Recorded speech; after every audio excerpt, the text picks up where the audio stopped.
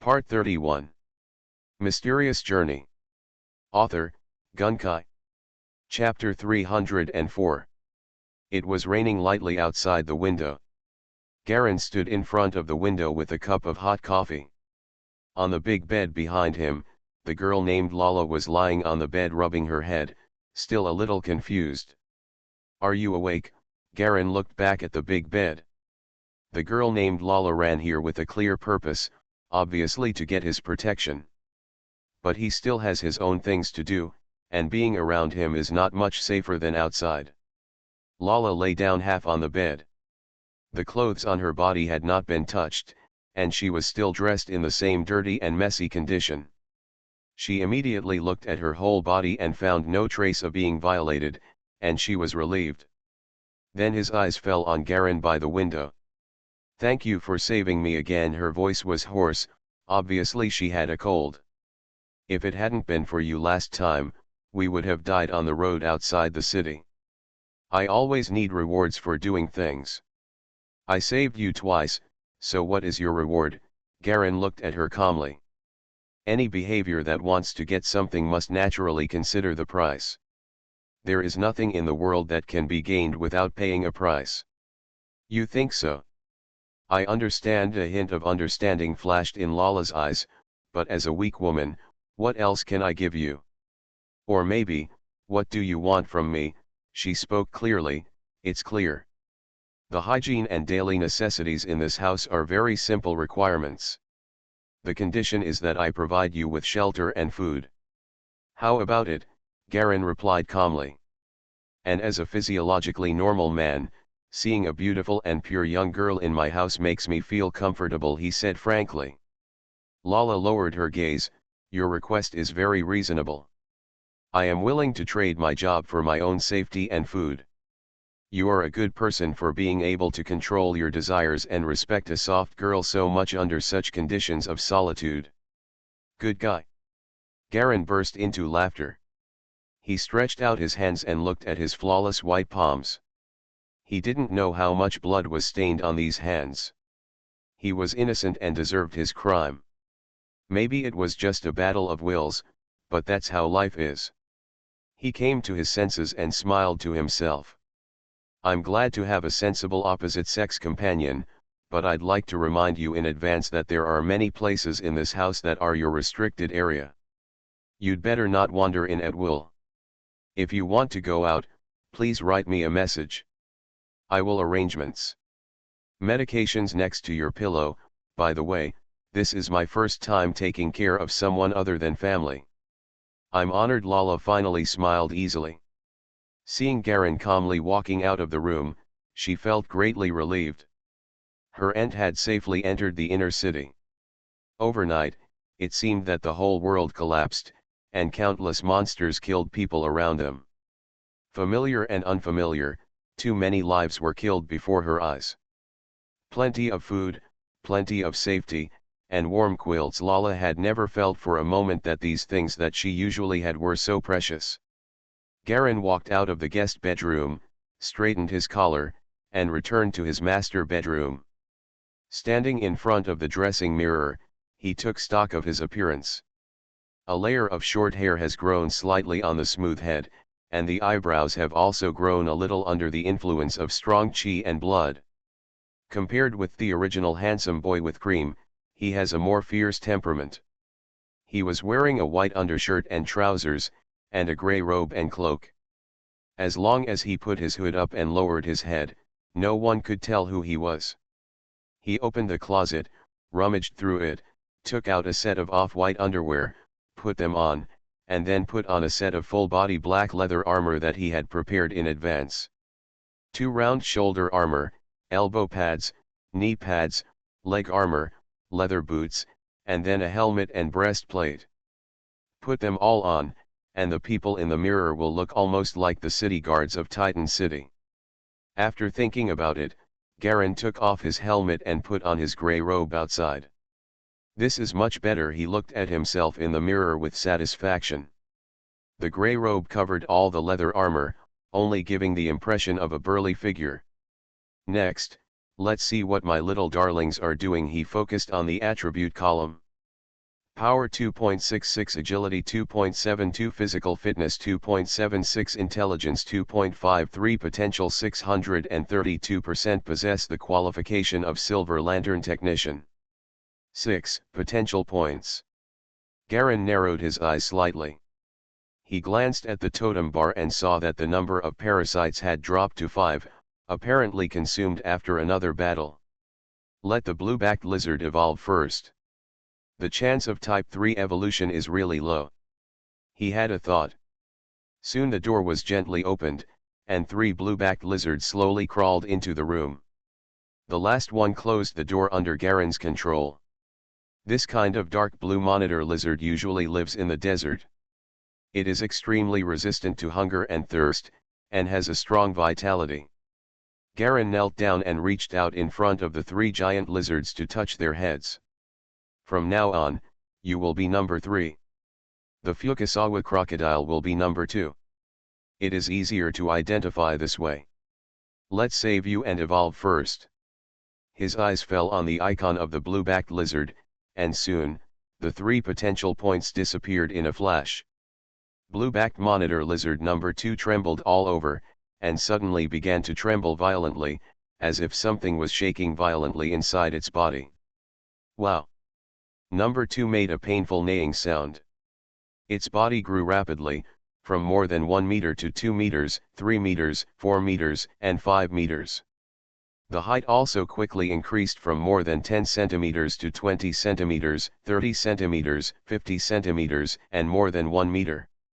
Its skin began to turn a brassy yellow, and the teeth in its mouth began to grow into lips. The entire monitor lizard looks more and more like a crocodile. Between its 4 legs, a pair of short legs actually grew, turning it into a 6-legged creature. A row of fine spikes also appeared on the back. The most eye-catching thing is that its eyes have changed from the original turquoise to white without any impurities, and there seems to be no pupils. The changes in this giant lizard frightened the 2 blue-backed monitor lizards nearby. They hid away from No-3's growing size and screamed in horror.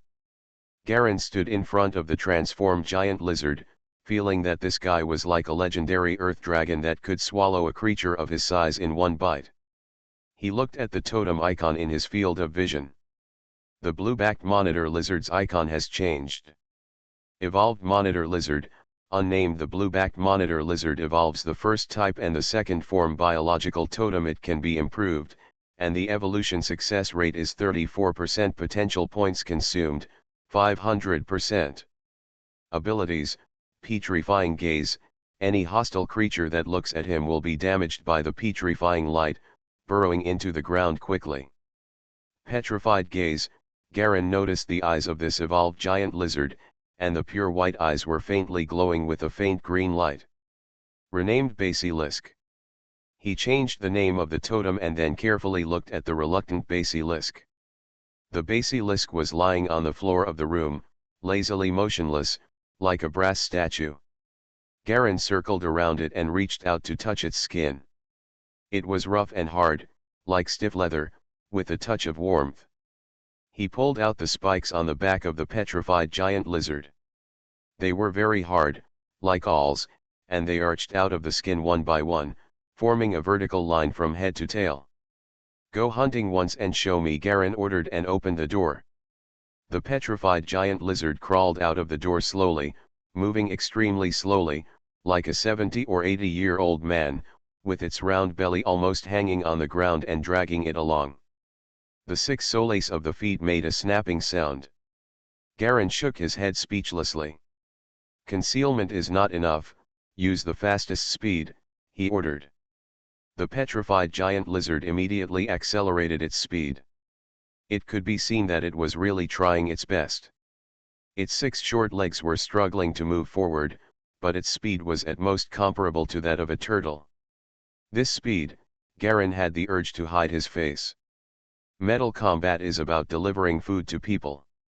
After taking the basilisk out of the villa, Galen went to the backyard.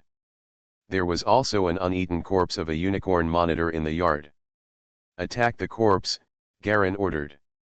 The yellow petrified giant lizard crawled 5 meters away from the corpse with difficulty and stared at the corpse. Silently, the body's parts from bottom to top began to rapidly change into gray-white stone, and the spreading stone continued to make thin crackling sounds. 3 seconds later, the body suddenly turned into a complete stone statue.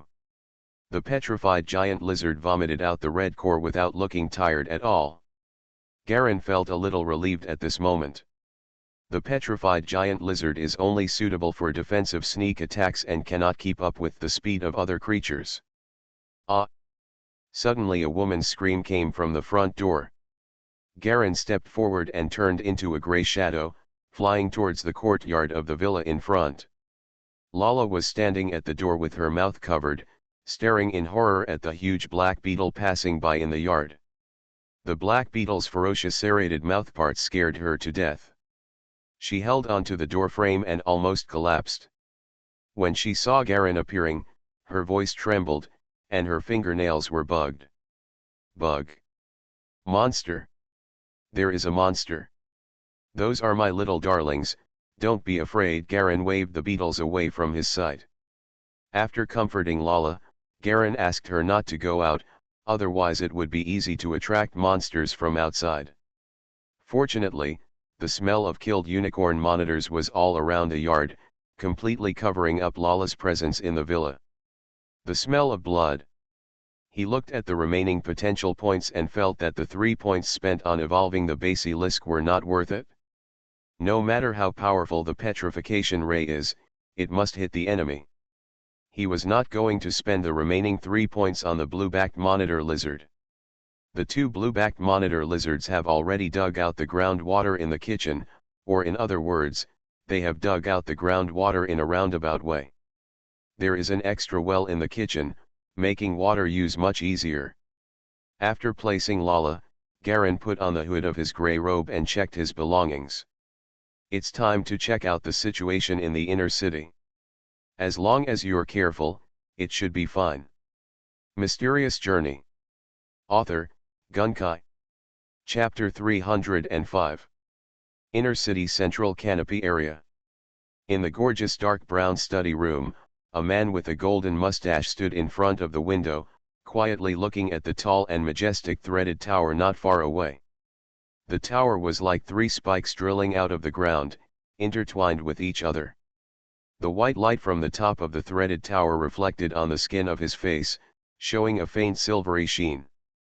The man's forehead was already covered with deep wrinkles, and his face showed the stability and vicissitudes of time. The strong figure is wearing a set of pale golden full-body armor. Is there no news about Riller yet? The man asked in a deep voice. Behind him, the 4 men and women in luxurious clothes were silent, and no one dared to make a sound at will. How long can the supplies in the inner city last? The man turned around and looked at his 4 capable subordinates. Your Excellency, the inner city has plenty of supplies and can still support it for another year or 2. But the number of monsters outside is increasing, I'm afraid. A fat noble stood up and answered. It has been 15 days since Governor Lyle went missing. I'm afraid there are people from the Black Sky Society involved, a middle-aged woman said in a deep voice. The key now is that as long as the Station General Tyrone and the Duke Your Excellencies join forces, and the security issue should be able to support us for a long time. Enough to wait until reinforcements from the Royal Alliance arrive. I'm afraid that the Royal Alliance won't have enough time to take care of itself, a thin man said gloomily.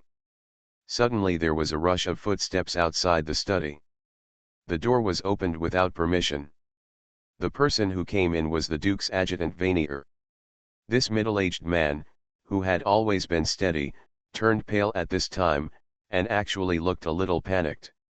He quickly walked to the Grand Duke's side and whispered a few words in his ear. Immediately, everyone saw that the Grand Duke's complexion also changed, and there seemed to be many more wrinkles on his forehead. He looked around at everyone. Everyone, I'm afraid we are about to face a fierce battle. His voice was heavy. Boom. As soon as he finished speaking, a ball of flames burst into the sky in a gorgeous courtyard on the left side of the threaded tower. The fire swept through the entire courtyard, which was the size of a football field, including the entire white courtyard. The red firelight almost instantly overwhelmed the white light of the threaded tower. Everyone seemed to hear the distant roar in the air: anger, helplessness, despair, and heartache. No one has ever discovered that a simple roar of human beings can contain so many connotations. Everyone stood up unconsciously. "That's the residence of General Tyrone." The fat noble felt that his voice had never been drier before. General Tyrone was assassinated by his own son and adjutant. In the end, the totem exploded, and its power completely involved his son and adjutant, killing them both. One of the three strong pillars in the city died. The news spread throughout the inner city like a hurricane, and everyone heard the roar from the mansion. The grief, helplessness, and disbelieving shock were still fresh in everyone's memory. Now, only the Grand Duke is left. In a white mansion in Queens, Gerda was sitting in front of a white hospital bed wearing white overalls, looking at Jessica on the hospital bed. This usually quiet girl now had a sickly pale face. "Why are you so careless? You didn't notice until you caught a cold and had a fever? You always say that I don't take care of my body." Gerda carefully held Jessica's right hand, his eyes full of tenderness and love. In the defense of the inner city for so many days, the two of them shared will and woe and had established a relationship with each other. Jessica shook her head and just smiled. "You treat me with this expression every time I say something," Gerda said, dissatisfied. "You always disobey." Jessica pursed her lips and smiled quietly. "As long as you accept your father's apology, I will listen to you in everything. Can you please stop mentioning this? It's very annoying." Gerda rubbed his head in distress. "Mom is like this, and so are you. Didn't I say that I didn't blame the old man? Do you blame him for having such an attitude? He never even called me father." Jessica shook her head and said, "No matter what he did to you at the beginning, after all, he has regretted it now. He is still your father, which no one can replace. Can you please stop talking about this?" Gerda looked at Jessica's gentle smile and was immediately defeated. "Forget it, you rest first, I'm going to work." He stood up, covered Jessica with a quilt, kissed her on the face, and then left the ward. After closing the door, Andy stood at the end of the corridor outside. He looked tired, his eye sockets were sunken, and he looked very haggard. Gerda walked up to him, and the atmosphere suddenly became heavy. No one spoke first, they just stood there. Andy lit a cigarette for himself, and when the butt burned to the butt, he took it off and took a deep breath. "How long can Jessica's illness last?"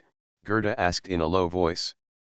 "The doctor said, only half a year left," Andy replied hoarsely. The two fell into silence again. The scarlet cigarette butt in Andy's hand continued to emit light white smoke. "Is there anything you can do?"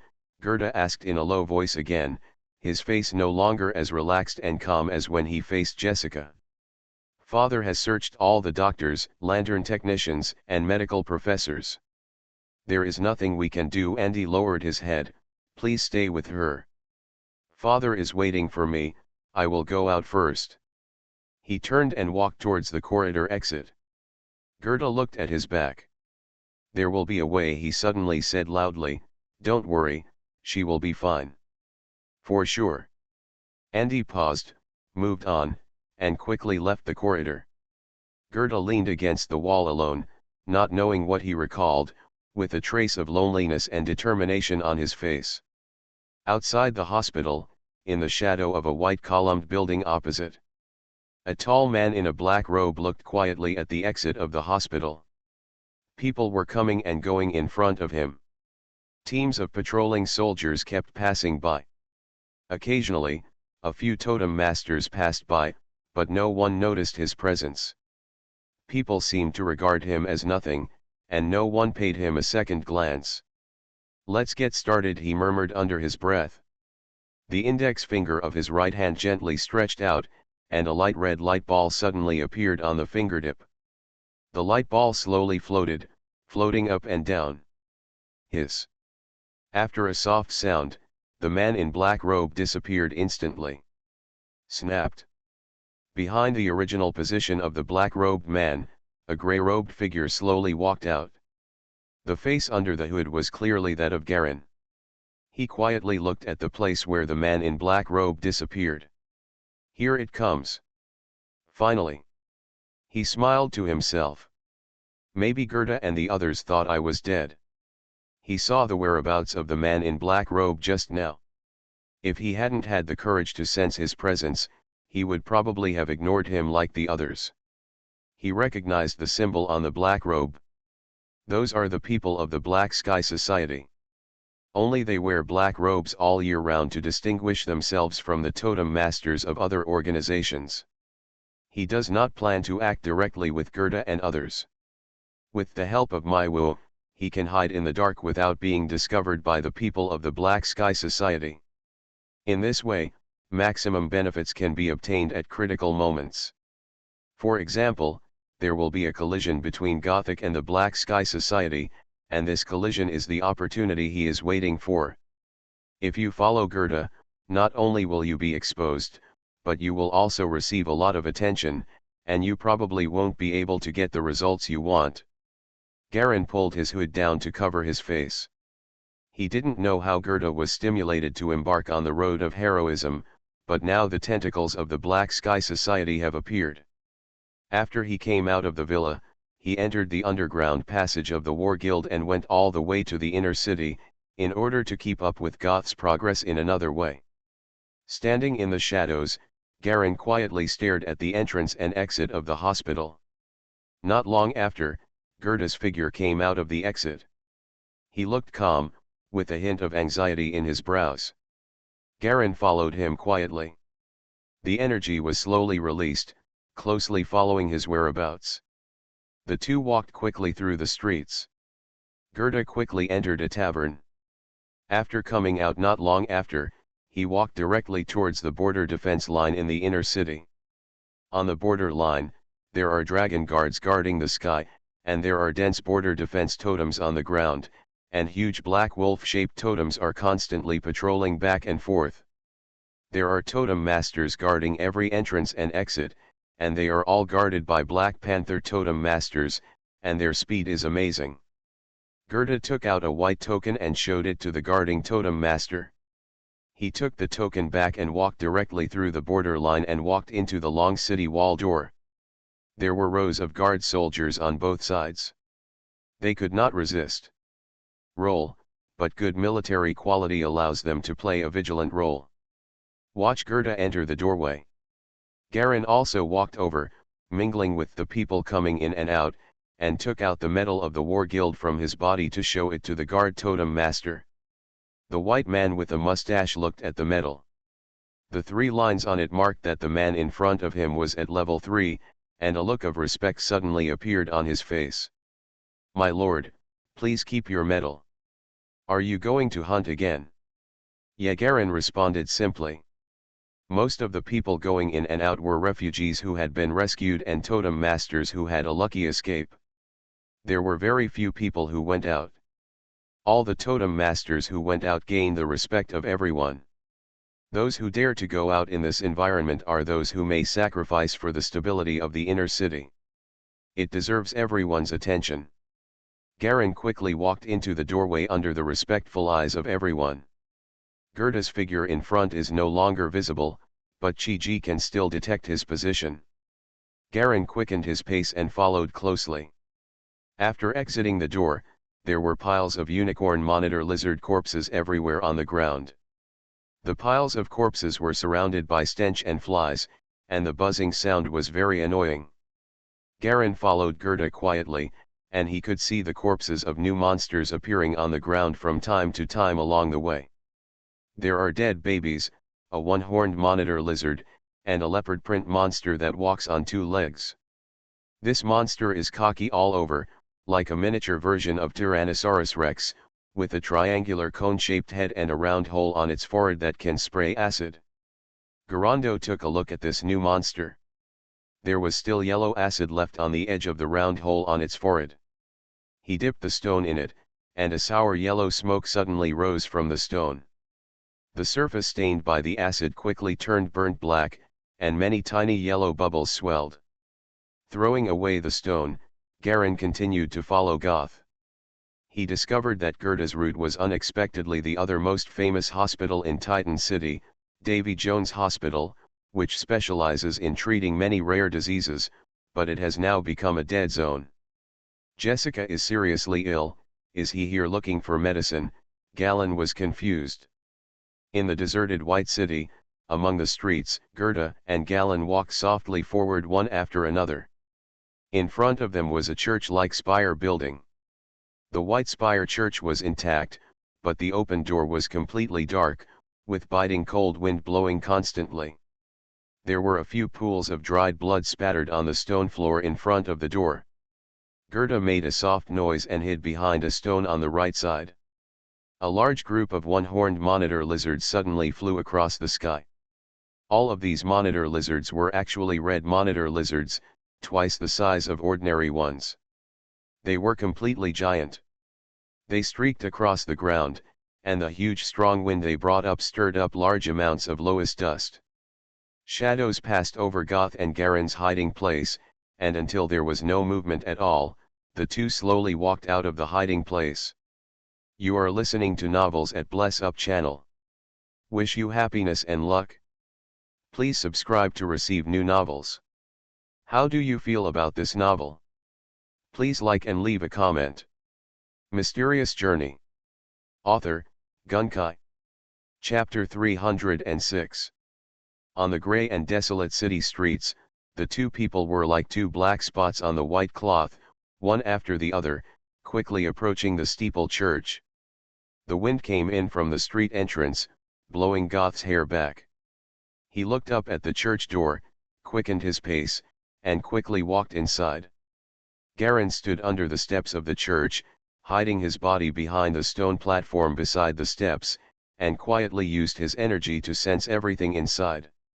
Inside the church, Gerda stood at the gate, scanning the entire church. His face was expressionless, a gray-black totem glowed on his body, and a small bird with dark feathers slowly appeared on his right shoulder. "Come out," he shouted. "I know you're here." The sound continued to reverberate in the church, and the echoes shook deeper. Roar! Suddenly, a jet-black one-horned monitor lizard crawled out from behind a row of benches in the church in front. It is much smaller than the average monitor lizard, only the size of a wolf dog, but there is a faint silver light on the horn on its forehead, and its eyes are shining with a humanized luster. "I've been waiting for you for a long time." The silver-horned monitor suddenly opened its mouth to speak. It slowly climbed to the front of Gothic and stood 2 meters away. "What do you think? Join us and you can get what you want." Its voice was like a hoarse middle-aged man. "Is this your body? Or is it your totem?" Gerda looked wary. "You'll know if you try it." A mysterious smile appeared on the corner of the silver-horned monitor lizard's mouth. A dark shadow flashed. It suddenly disappeared from its place and pounced on Goth at the gate. In mid-air, its 4 sharp claws shot out sharp spikes, cutting towards Goth like a sharp knife. Before the sharp blade even touched Goth, several extremely sharp waves cut him in advance. Tisk tisk tisk. Gerda suddenly took 2 steps back. There were 4 bloody wounds on his body, and the blood soaked into his clothes bit by bit. There's obviously still a long way to go. He widened his eyes and couldn't understand. The silver-horned monitor lizard sneered, turned into a black shadow again, and rushed towards it. Tisk. Goth and the giant lizard passed by each other, and there were 2 more bloody wounds on his body. Black bird, enter. He couldn't understand how the other party hurt him. He stumbled and ran towards the church wall, trying to avoid the giant lizard's attack by constantly changing his position. "We know your secret," the silver-horned monitor sneered. "Although your totem blackbird is powerful, it is connected to your body. As long as you hurt the blackbird, you yourself will be hurt." As it spoke, it raised its right paw and grabbed hard forward. With a sneer, The rushing blackbird avoided the attack and suddenly expanded in the air, rapidly growing from the size of a palm to a giant bird over 3 meters tall. It roared, hovered in the sky of the church, swooped down to catch the giant lizard, like a giant eagle catching a hare. Like sharp arrows, they rushed straight down. The enlarged black territory bird suddenly had several deep wounds on its body, and only then did Gerda understand how the other party hurt him. Iron Feather shoot, he was cruel and gave an order to the black territory bird. Immediately, the feathers of the black domain bird stood up, all pointing at the silver-horned monitor lizard below, and a trace of silver light slowly appeared on the countless black feathers. A twisted force field quickly spread out from the entire black domain bird, directly enveloping the silver-horned monitor lizard. The force field was invisible, like a big hand holding the giant lizard firmly, preventing it from escaping.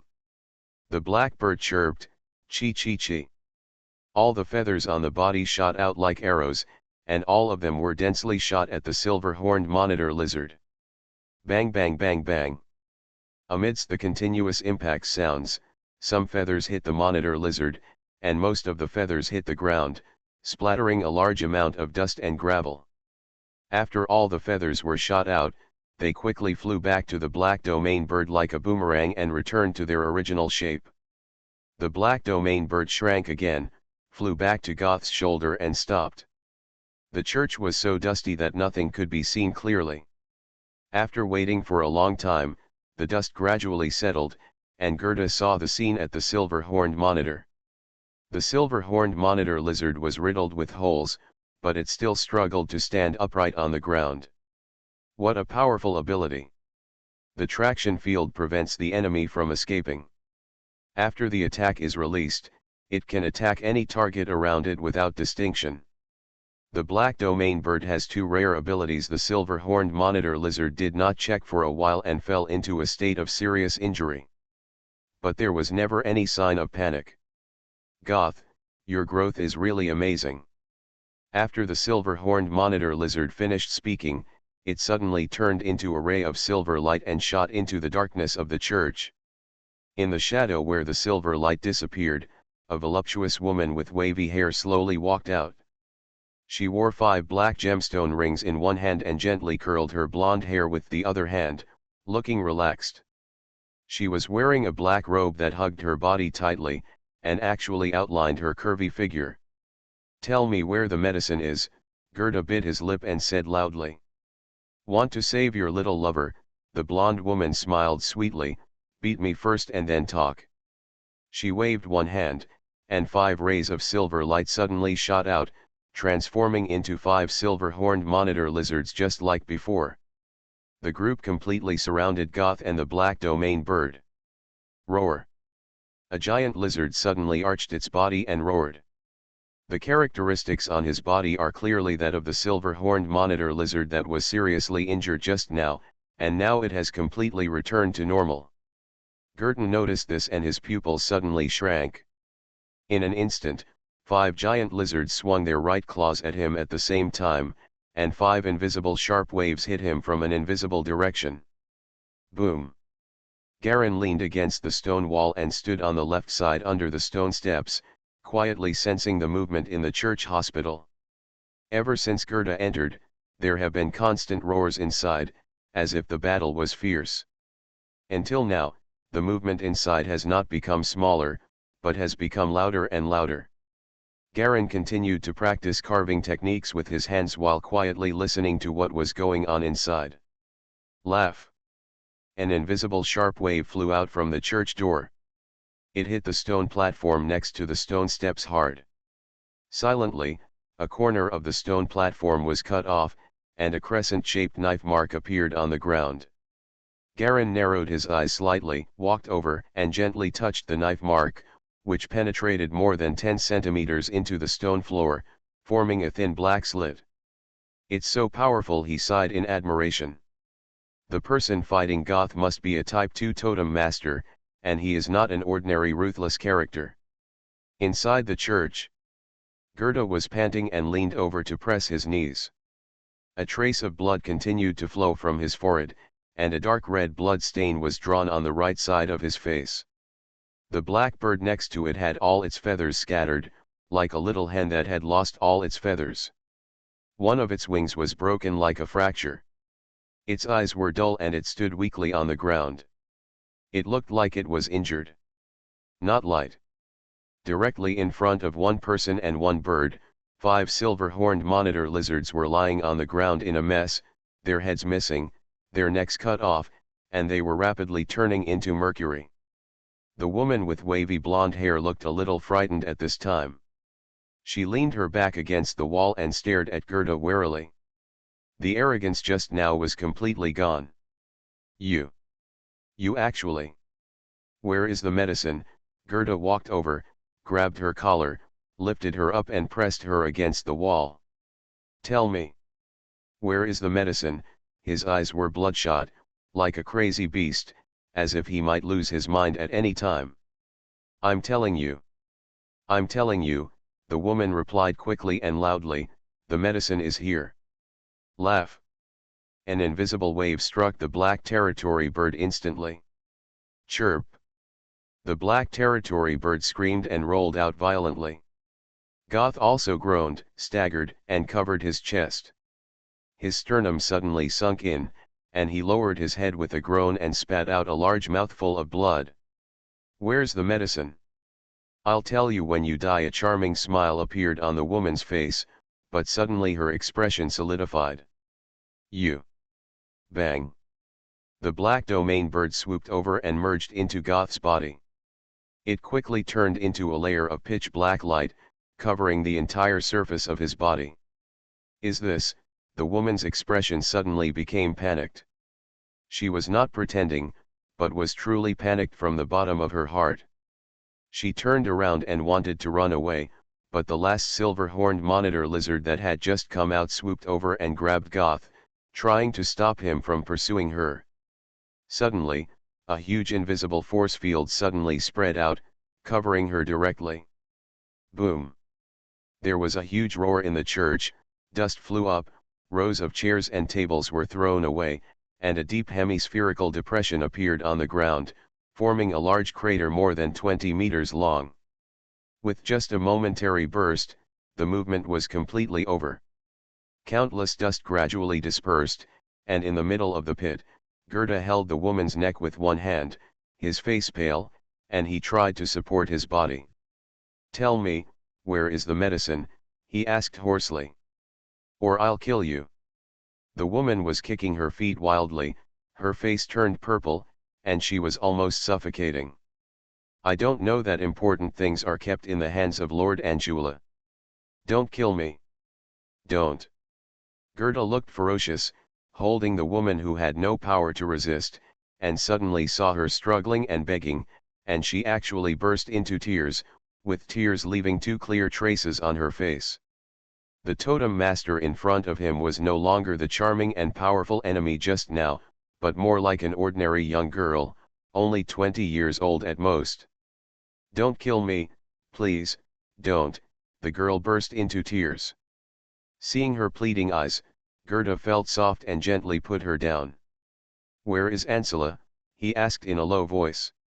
Behind the black wall in Copenhagen, where there is a sign of the sun, you can find him at night, the girl quickly told what she knew. We are all directly led by him.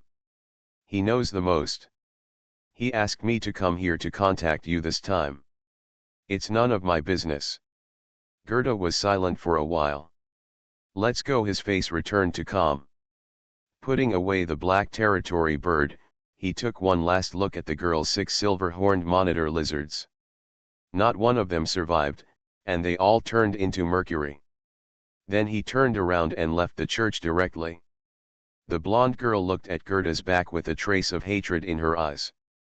Go, go, it's better to die there. Just so I can complete the task easily, she cursed viciously in her heart. Until Gerda's figure completely disappeared outside the church, the girl managed to stand up. Looking at the 5 dull black gemstone rings on her hand, she gritted her teeth even more. Don't you want to save your little lover? If I want you to save someone, I won't call you Sorolla. And that Andy, right? Let's just kill him together. There was deep hatred on her face. The destruction of 5 carefully cultivated totems was a devastating blow to any totem master. Mysterious Journey. Author, Gunkai. Chapter 307. I have to go back and cultivate it again. Fortunately, I saved one end as a seed based on my experience last time, otherwise it would have been really bad this time. She staggered towards the depths of the church. Suddenly, there was a rhythmic sound of footsteps outside the church again. The woman immediately turned her head and looked at the church door. A tall and burly man in grey robe walked in slowly. He seemed to be wearing armor under the grey robe, with a slight outline showing. The man had only a little blonde hair on his head, very light eyebrows, and his handsome face seemed a little lack of light and was extremely pale. As soon as he entered the church, his eyes quickly locked on the woman. A totem master who masters so many totems is lucky. Who are you? The woman suddenly became alert. It doesn't matter who I am, what matters is how big a surprise you can give me. The man grinned, and his white teeth were reminiscent of sharks in the sea. I am so lucky to be an elite totem master who has no power to resist. You, the woman still wanted to speak, but suddenly her eyes flashed, and the man disappeared instantly. Then her eyes went dark, and she knew nothing. Garen stabbed 2 fingers straight into the woman's eyes. Puff! The woman fell to the ground, her eyes were stabbed with 2 bloody holes, and red blood slowly flowed down her cheek, forming 2 red lines. At this time, Garen did not pay attention to the movement of the corpse at all, but focused on the attribute bar below his field of vision. One item of potential value is beating up crazily at this time, like a rocket, and the numbers change at an astonishing speed. A sense of unexpected surprise suddenly poured into Garen's heart. After more than 10 seconds, the number of potential values slowly stopped. At this time, it has reached an astonishing value. 1344%. From the original remaining 3 points, it suddenly jumped to 13 points. By killing this female totem master, Garen suddenly gained 10 points of potential. It's much more valuable than the totem master I killed earlier. Garen compared the second type totem master he killed in the last sneak attack. The two were simply not on the same level. Now that I have 13 points, I can focus on improving one totem first, and then increase my strength first. Garen knelt down and searched the girl for a while, finding a black booklet and a leather bag containing miscellaneous items. He glanced at the 5-jewel ring between the girl's fingers and hesitated, but still didn't take it off. It would be very troublesome if Black Sky Society also attached tracking signals to these storage devices. Still, safety first. Taking the things, Garen quickly left from the side of the church. He swept out from a broken window, reached his peak speed, and quickly disappeared into the shadows of the city. Following Gerda all the way back to the inner city, Garen watched Gerda enter his residence, recuperate, and then quietly leave. Arrive at the War Guild headquarters in the inner city. The layout of the headquarters is similar to that of the branch point, except that the venue is much larger and there are many newly hunted horned monitor lizard heads hanging on the walls. Garen found a seat in a corner and sat down, ordered a horrifyingly expensive cup of coffee, and drank it slowly by himself. People were coming and going in the guild, and wounded people were constantly being rushed in, pulled out, and rushed towards the hospital in the city. These wounded were all brought in from the underground passage, and they were all injured while performing tasks. He was sitting alone in the corner, covered tightly in a grey robe. His eyes fell on the totem bar. This time he was going to focus on his potential points and start by talking about improving the Fukasawa giant crocodile. The parasite ability of the Fukasawa giant crocodile has a great effect on increasing Garen's overall strength. Although its body is not powerful enough in comparison, its parasitic ability is enough to make up for everything. Parasitic beetles are simply perfect cannon fodder. They are very cost-effective to build up numbers and use for reconnaissance. It's just that the chance of evolving to Type 3 is too low. Garen frowned slightly and looked at the Fukasawa giant crocodile in the totem column.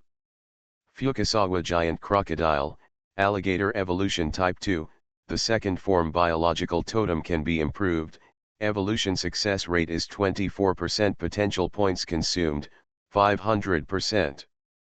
Abilities, explosive assault, steel armor talent, parasitism. The chance is close to 1 in 4, let's try our luck. Garen's heart was filled with anger, and his eyes fell directly on the Fukasawa giant crocodile icon. The potential value blurred and disappeared by 5 points. The Fukasawa giant crocodile icon also blurred for a moment. After a few seconds, it became clear again, and then there was no movement. Failed. There is another chance. Garen looked calm. He was mentally prepared. This low probability is likely to fail many times, but it does not necessarily mean that he will succeed once every 4 times. The second time, his eyes focused on the icon again. The potential value blurred, and the Fukasawa giant crocodile icon also blurred. Then the icon quickly became clear, and it was still the original shape of the Fukasawa giant crocodile. It still failed. Garen took a deep breath. Don't worry, sooner or later you will gain more potential points by following Gerda. Type 3 totems are no better than ordinary ones. No matter how many totem masters have been trained for many years, they can't advance to the next level. If it were that simple, I wouldn't know how many Type 3 there are. He is very aware of his own advantages. He does not need to use resources and money to pile up like a normal totem master. Only by cultivating him again and again can he succeed once. And if you fail to cultivate it once, the totem will be destroyed. After the potential point evolution fails, the totem remains the same, which is his biggest advantage. Although potential points are also difficult to obtain. Standing up, he walked to the counter of the guild. There were 5 windows in total. He chose the one on the far left with the fewest people. It was marked with the words Information Consultation Office. Standing in line, he slowly waited for his wheel. The people in line at the front can only choose the information part listed above. All the information held by the guild headquarters is listed as options one by one. You can get the part you want directly without speaking. It's just that I can't put forward my requirements in more detail. Soon a woman in red in front of Garen left the counter with an ugly expression, as if she had received some bad news. Garen walked up, looked back at the person behind him, and used his eyes to signal the person not to get too close. The man in white behind him smiled and moved farther away. Garen then turned around and looked at the options on the counter. On the black desktop, there are 5 options. Just 5 round boxes with words on them. From left to right they are, searching for people, resources, monsters, and routes. Garen pressed his hand on the resource. The person inside gave me a list. He took it and looked at it. There were rows of resources and treasures on it, all listed in detail. Rice location, Nanchinj District Warehouse Point, estimated reserve is 10 people per year. Information price, 200,000 silver wheel cloth. Soybean oil, location, White Wing Chamber of Commerce Warehouse Point, estimated reserve is 3 years for 10 people. Information price, 900,000 silver wheel cloth. Potato, location, White Wing Chamber of Commerce Warehouse Point, estimated reserve for 10 people in January. The information is valid for 2 months, and the price is 50,000 silver wheel cloth. Rows of various dietary resources were all listed on the list. From top to bottom, Garen's eyes quickly fell on the totem resources. Among the totem resources, those abandoned in the outer city are listed as unactivated totems, repair tools, unit factories, totem codes, and spell codes, at the end. He actually saw information about a permanent spell. You only need 20,000 silver wheel cloth to buy it. Obviously it's either extremely difficult or difficult to obtain for other reasons. Garen glanced briefly. Although he wanted a permanent spell, he didn't have the strength yet. After buying some monster information and holding a thin booklet, he sat down again and flipped through it. After sitting in the guild for a while, Garen bought the latest guild internal briefing from the receptionist at the counter, as well as some necessary antipyretics and anti-inflammatory drugs. Then he left a message for Angel and then followed the underground passage back toward the outer city. Gerda was seriously injured this time, and it would take at least a while for him to recover. He just happened to go back. Now the strength of his subordinates has also been greatly expanded. You can go out to search for the resources you need, and hunt for more potential points by the way. From the briefing, Garen saw the latest task completion table. The team led by Angel ranked 6th, ranking first among dozens of teams in total. Extraordinarily eye-catching. This also made Garen extremely satisfied with his vision. The friendship with Angel is bound by the shackles of war, which still has a certain effect. As long as Angel does not give up her core totem and continues to be strong, then when her core totem reaches a certain level of strength, she will never be willing to give up the core easily, and her connection with Garen will become closer and closer. From the current point of view, War Shackles shows no signs of Angel changing the core totem. On the way back to the underground passage, while no one was passing by, Garen took out all the things he had just collected, a pamphlet and a grocery bag. These are all the personal belongings carried by the second type totem master of the Black Sky Society. That guy's ability is very tricky, it's of the air compression cutting type, and it's very powerful. There are also a lot of totems to control. Although there are no spells, relying solely on the totems is very powerful. Garen thought to himself that when he met that man, the outcome would depend on who made the first move. If he strikes first, relying on sneak attacks, Resonating Eagle's attack will still be very effective. The premise is that the position of the opponent's totem master must be determined. The opponent attacks first, and the invisible air blade is extremely sharp and very fast. The Resonating Eagle and other totems may not be able to evade it, and they may be at a disadvantage. In fact, in simulation, the opponent's winning rate is much higher. The silver-horned monitor lizard that is very fast and has extremely sharp air blades is really difficult to deal with. If Goth hadn't destroyed all its core totems, Garen wouldn't have dared to harvest in the end. Especially when Goth erupted at the end, the air explosion occurred. It was unclear whether it was caused by Goth or the woman. The effect of the big pit in the church was indeed amazing. Mysterious Journey. Author, Gunkai. Chapter 308. Returning to the war guild in the outer city, there was no one there anymore, except for the 2 guards who stayed behind to change shifts. Seeing Garen leaving here, both of them were a little surprised, but didn't say anything. After returning to the villa in his community without any incident, Galen found that the entire community had become a paradise for his little pets. All the scattered monsters had been cleaned up, leaving only there are large groups of monsters, and there is no way to find lone monsters to hunt. It was drizzling lightly in the sky, and the clouds were gray and gloomy. Garen walked into the yard, and the parasitic beetles guarding him leaned slightly toward him from both sides. The giant eagle on the roof stood up from its nest and let out a clear whistle. Taking out the key and opening the door, Garen walked in and closed the door behind his back. Lala, dressed as a maid, stepped forward and took the gray robe for him and hung it on the hanger beside him. "Thank you for your hard work," Lala whispered.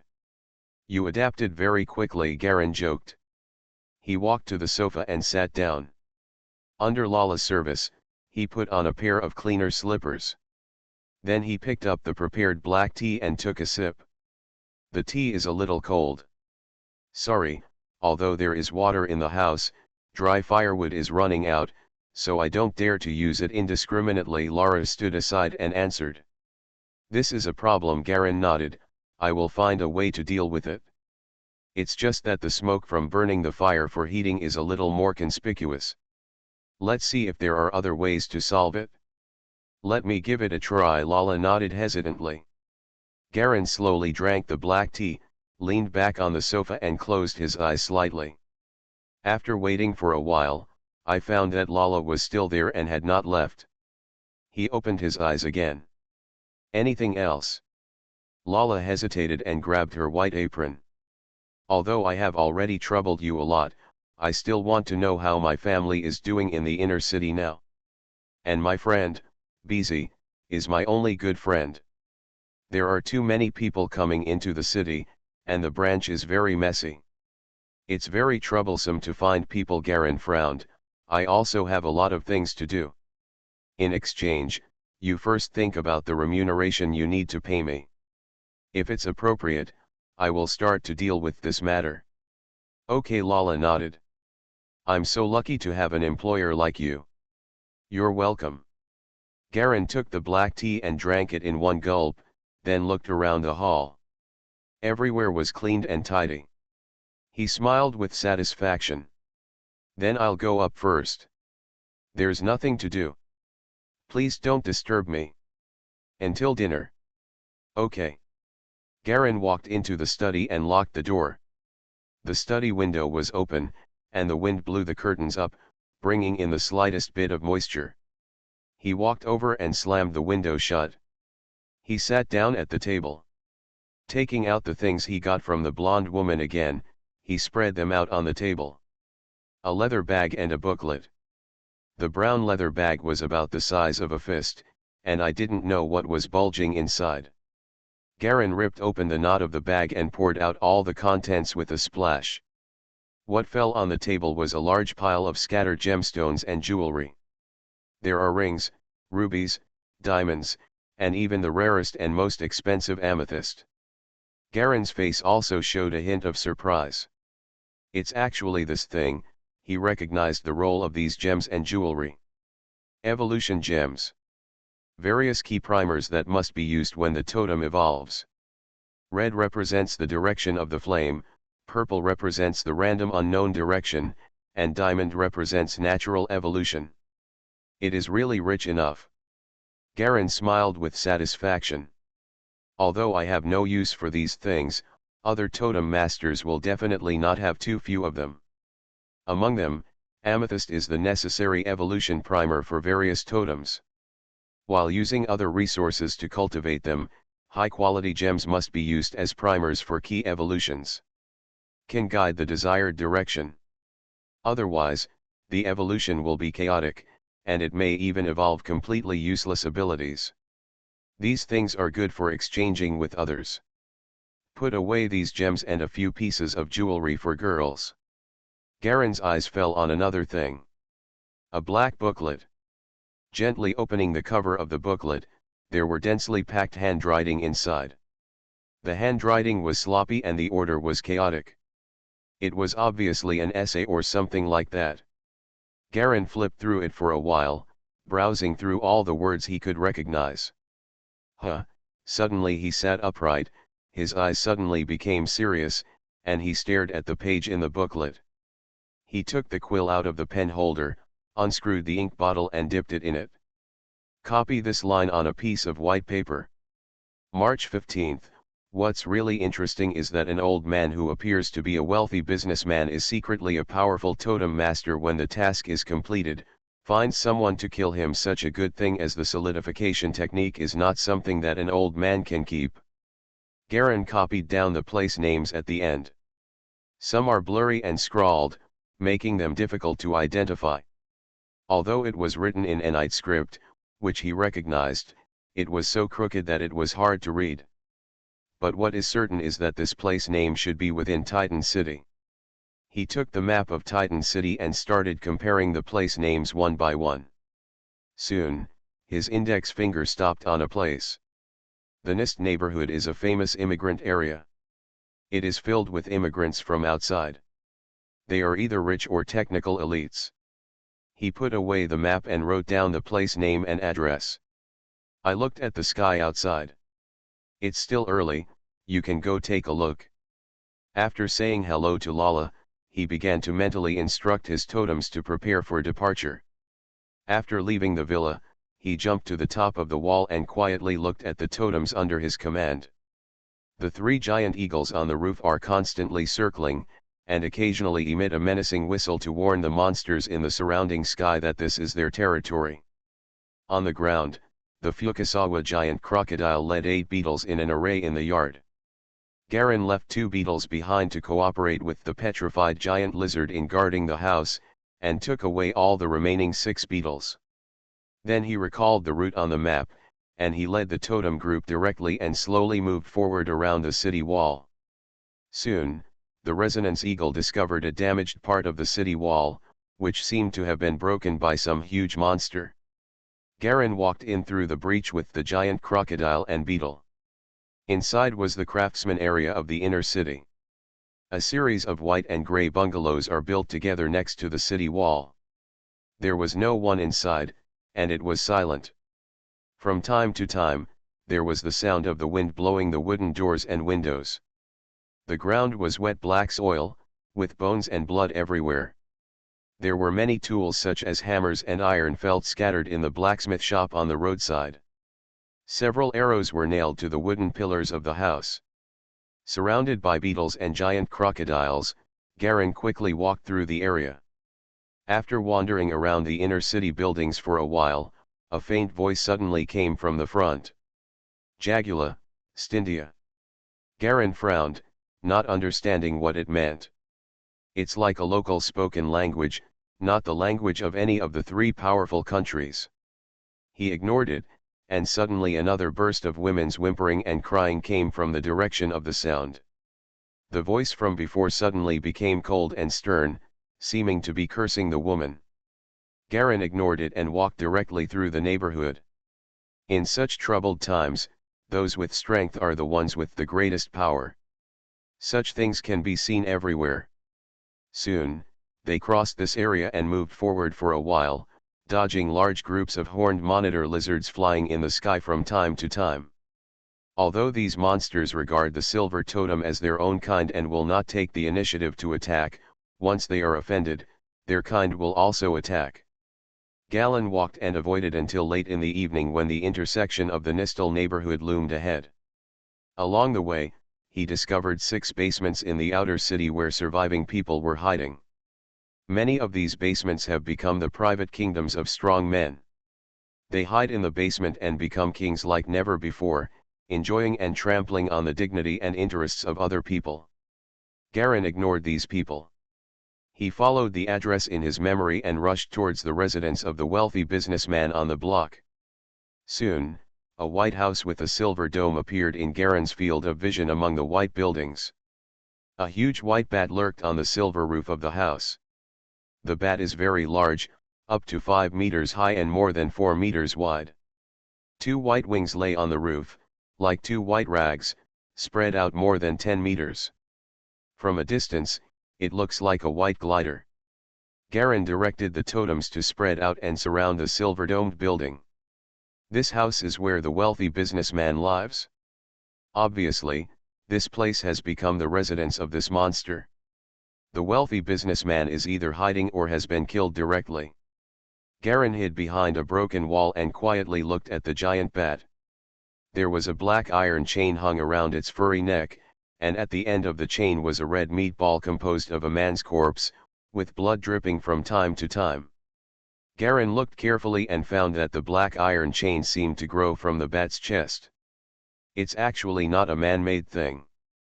He quietly released his energy, and the white gold ripple slowly spread and covered the white bat's body. His bat suddenly opened his eyes and seemed to feel something. He shook his head from side to side and looked around. A huge burst of energy and blood suddenly dispersed, and it actually forced Garen's energy back. Well. Garen groaned and covered his chest. There is actually a monster with such strong chi and blood. Chi is the aggregation of my essence, energy, and spirit, and does not belong to this world. It can actually use unconscious chi and blood to circulate and force my chi and blood back. Amazing.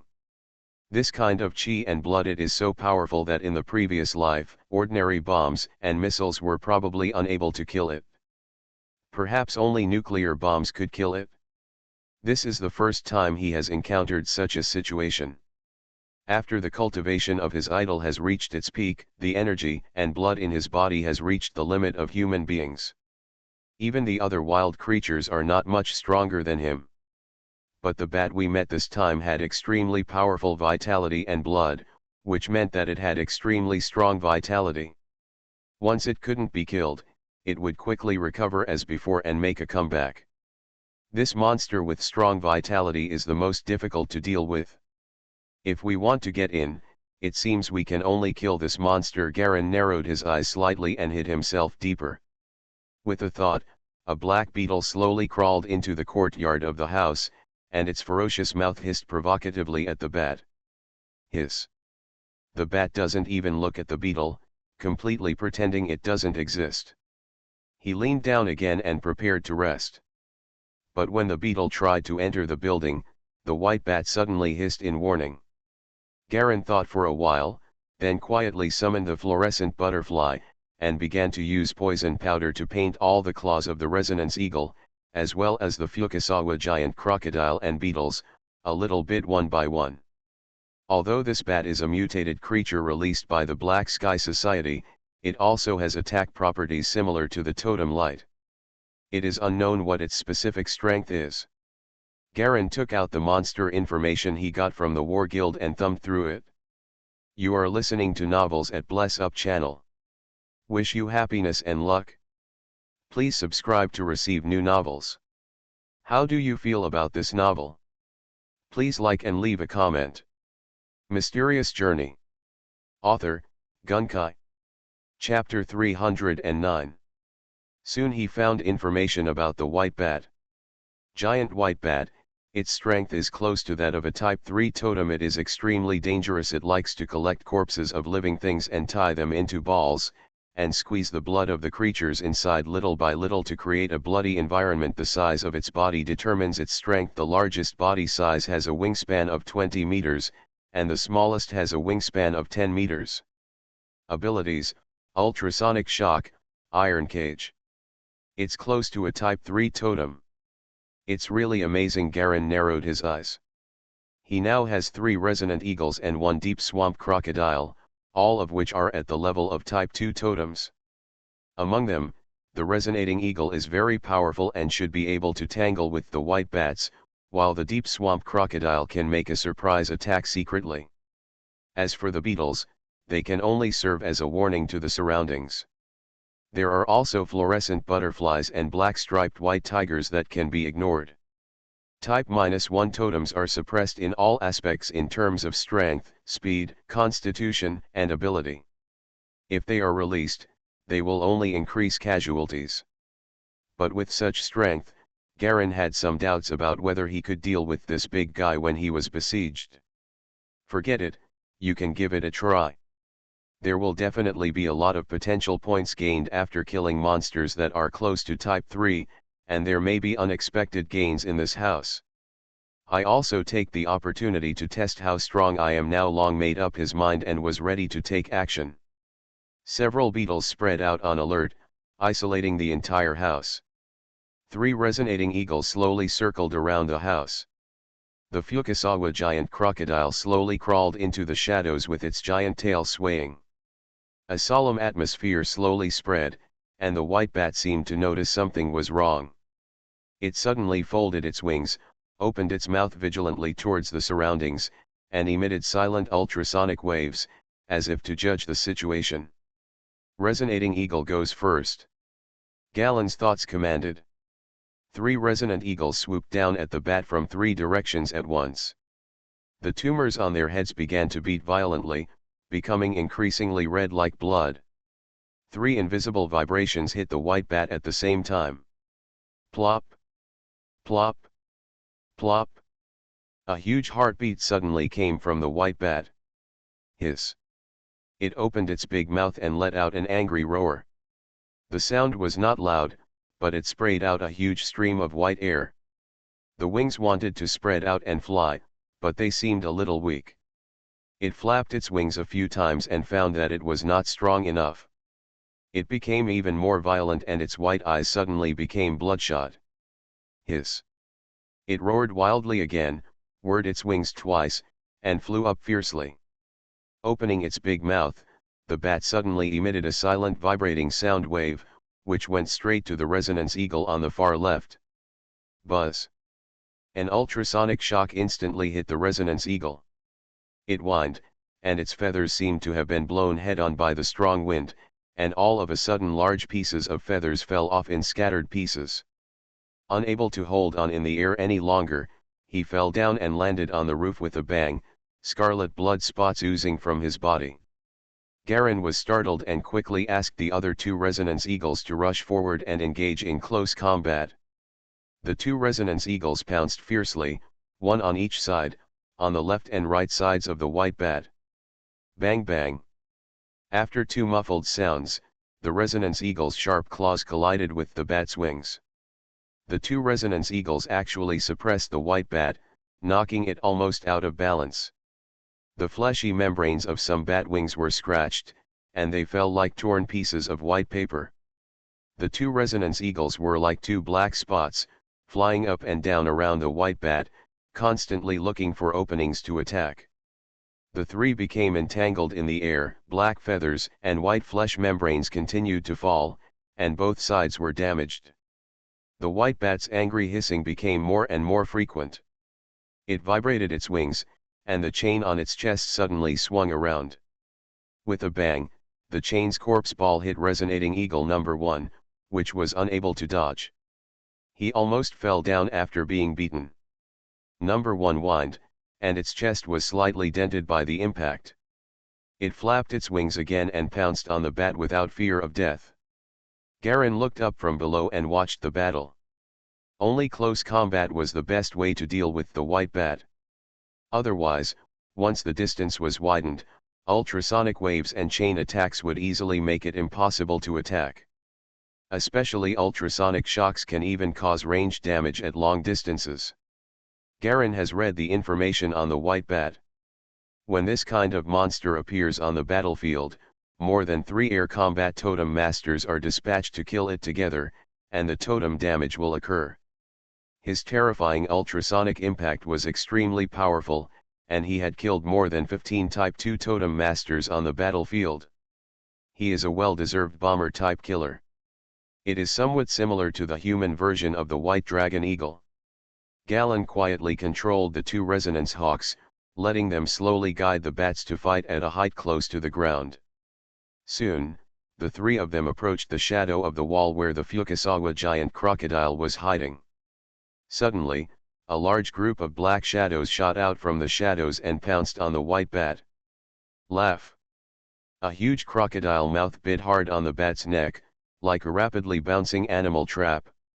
The sharp serrated teeth clamped tightly on the bat's neck without letting go.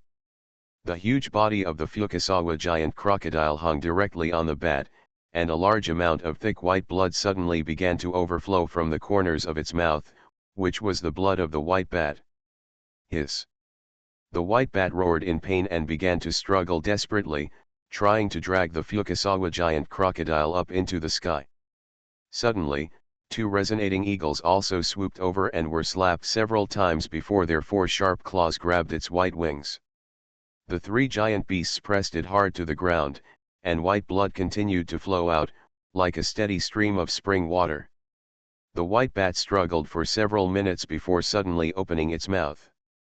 There was a hollow sound of air leaking from the throat. Finally there was no movement. At this time, Resonance Eagle number 1 also suddenly softened. It lay on its back with its sharp beak open and its eyes rolled white. It could only breathe in and no breath came out. The sternum was sunk deeply, and it was obviously not going to work anymore. Garin walked out of his hiding place and looked at number 1 who was already dying, feeling a little emotional in his heart.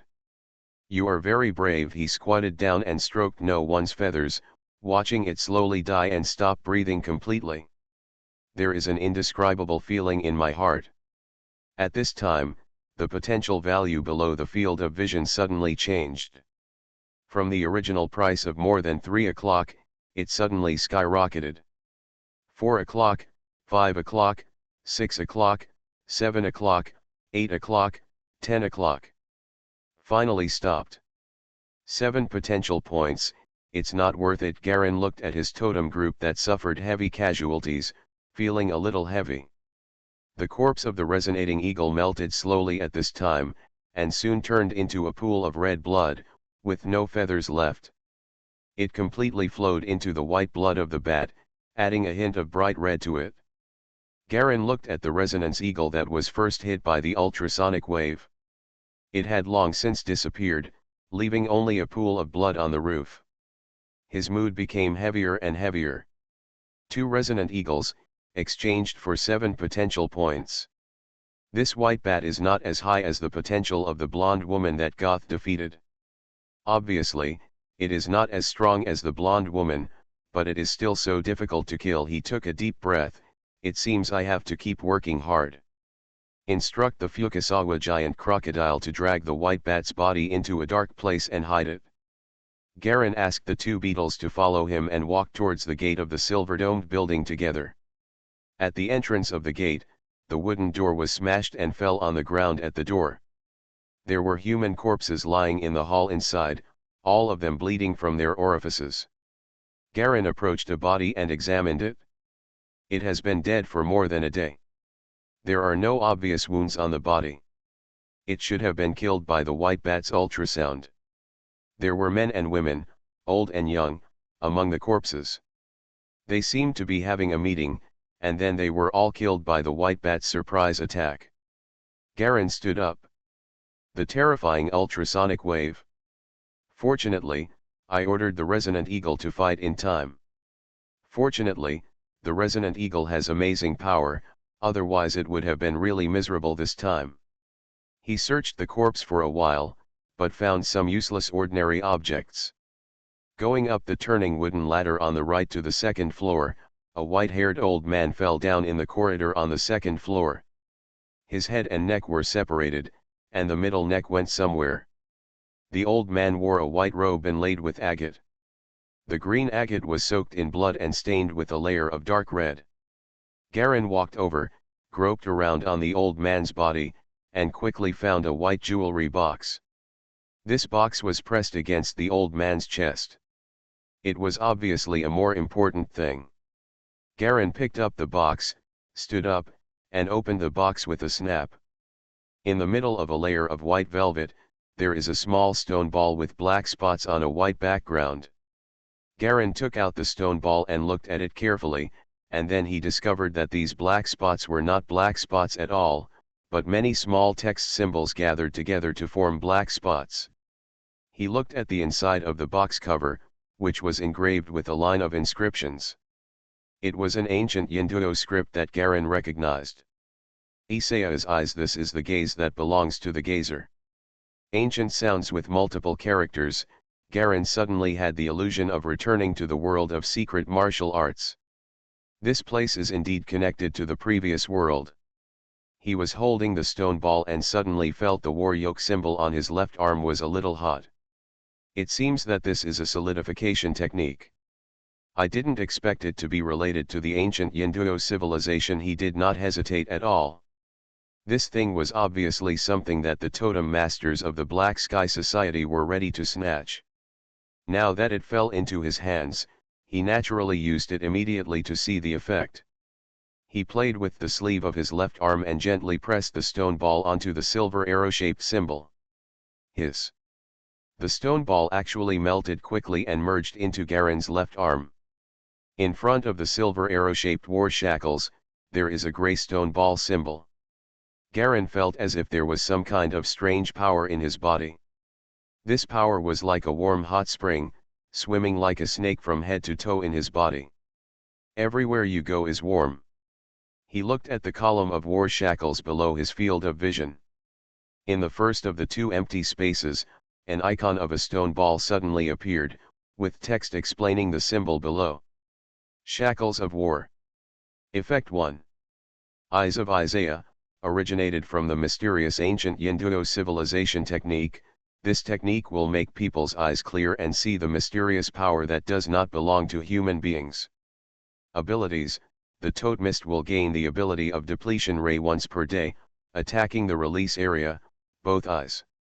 Exhaustion Ray: Garen touched his eyes, vaguely feeling that there seemed to be some faint change in his eyes. He looked at the attribute points on the attribute bar. The attribute points that had already reached their limit have actually increased slightly. Constitution increased from 2.76 to 2.82. He clearly remembered what he had seen before when it came out, and the properties were still the same. But now, his physique has actually improved again. Can the solidification technique improve the Totem Master's physical fitness? Mysterious Journey. Author, Gunkai. Chapter 310. After getting the Eye of Isaiah, Garen searched the house for a while, and except for some silver wheel cloth and jewelry, there was nothing else. He then exited the house and saw his remaining resonance hawk waiting outside, covered in scars. He sighed inwardly. Go back. A call came from his mind. Immediately, the Fukasawa giant crocodiles and beetles began to move, surrounding Garen and crawling outside. The resonating eagle relaxed and could no longer fly.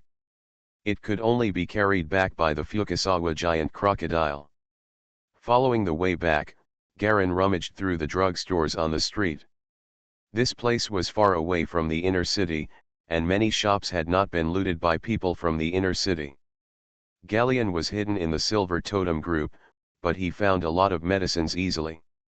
On the way back, it seemed that the peak of monster activity was reached. Every 10 minutes or so, a large group of hundreds or more monsters would fly densely overhead.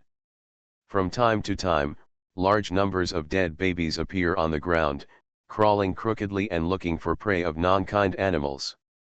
These purple-red babies crawled in groups, like purple-red bugs, and kept making wah-wah cries. Even Garen had to let the Fukasawa giant crocodile and beetle hide himself. He used the bone-shrinking skill to hide himself in a closed alley. The Fukasawa giant crocodile and parasites blocked the entrance and exit to prevent any monsters from entering. Only then did he escape several waves of monster armies. But just like that, a few parasites were killed by the hungry dead babies, and the remaining 3 were huddled around the Fukasawa giant crocodile. After the army of dead babies passed by, Garen speeded up and headed back toward the villa. The increasingly frequent swarms of troops made him afraid to stay for a long time. Once exposed, it would be no joke. Maybe it can attract a large group of monsters like white bats in a matter of minutes. When I quickly returned to the villa was silent, with 2 beetles patrolling and crawling around. There were some more stray dead babies and another black-skinned monster in the community. The black-skinned monster is covered in spikes. They are as tall as one person, like a standing hedgehog. Their eyes are blood red, and the sharp black claws on their hands are long and black, as if they are wearing 2 iron claws. One by one, they walked around the streets with their bodies hunched over. Looks like a hunter in disguise. After Garen carefully returned to the villa, he no longer went out. Instead, he let the Fukasawa giant crocodile take the beetle to hunt by himself, find the corpse and come back to parasitize it.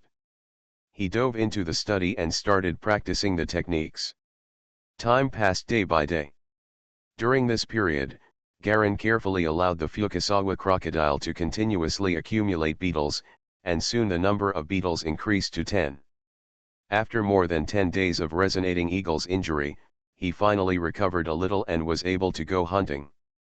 Garen asked the resonance eagle to also give priority to the Fukasawa crocodile. The giant crocodile kept catching stray monsters one after another to parasitize the giant crocodile. After a few more days, the number of parasites finally reached 20, which could no longer be increased.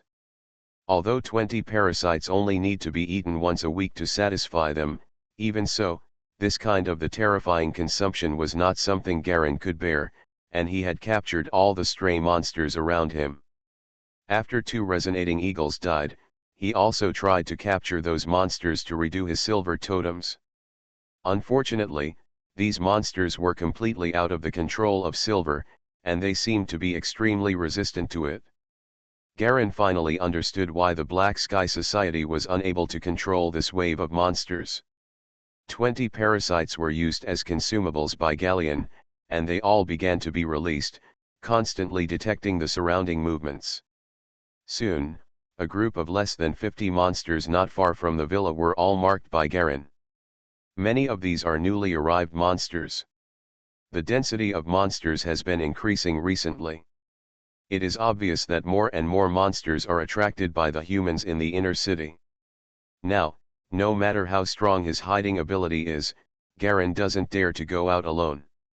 The density of monsters outside is too high, and there are almost no blind spots to escape. Under the cover of the beetle swarm, he came to the ruins of the War Guild again and relied on the tunnel to re-enter the passage to the inner city. The two guards have disappeared, and splatters of blood can occasionally be seen on the ground. It is not known whether they are still alive. Jia Long arrived at the inner city without any danger. At this time, there was also a tense atmosphere in the inner city, but Garen couldn't care so much. His target was Goth. After waiting for 5 days, Gerda finally went out again. In a white mansion somewhere in the outer city. Boom! An invisible twisted force field trapped a man in black robes, as if an invisible hand pulled him into the air. "Where is Ancilla?" Gerda's eyes turned red and he growled at the man. The man in black robe was bleeding from the corner of his mouth, staring at Gerda in shock. "We have all underestimated you, Goth. Stop looking for Ancilla. When you find him, it will be you." He suddenly stopped talking. "So, tell me. Where's the medicine?" "The medicine to cure Jessica." Gerda grabbed the man in front of him. "Medicine? It's always been in Master Ancilla's hands."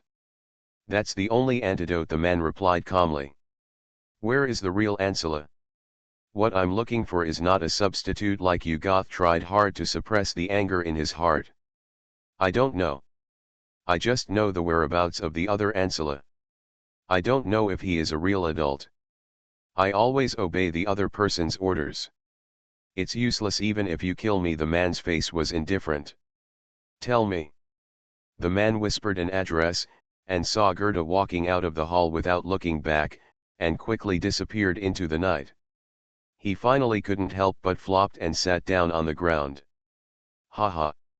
My hard work was destroyed in just an instant." His eyes fell on a pool of mercury not far away, which was the core totem and subtotem that he had worked hard to cultivate for many years.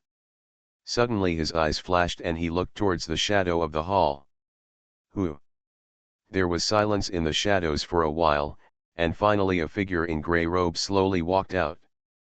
It was Garen with a blonde haircut, his eyebrows were still light golden, and he walked out of the shadows with his chin slightly raised. "What position are you at in the Black Sky Society?" Garen looked at the man and asked in a low voice. "Who are you?" The man frowned slightly. "Why should I tell you?" Because of this, Garen sneered, and several black beetles slowly crawled out from behind, surrounding the man. "Goth won't kill you, but that doesn't mean I won't. This is this." The man opened his eyes first, and then seemed to recognize something. "Silver totem. You are actually." He immediately closed his mouth tightly, with a helpless smile on his face. "Since everyone is here, I don't need to say more. Just kill me. Think of it as atonement for everything in the past." Garen frowned and looked at this person gloomily. He could feel that the other person knew a lot of things, but... He looked up and looked outside the house. After hesitating for a moment, he finally raised his hand. "Laugh." A black line flew past and was nailed between the man's eyebrows. It was a black wood splinter. There was a trace of confusion on the man's face, and he threw his head back and lay down on the ground. Garen turned around and walked into the darkness, his grey robe fluttering and quickly disappearing from the window. But a few seconds later, a dark shadow slowly came in from the door and squatted next to the body. "Died."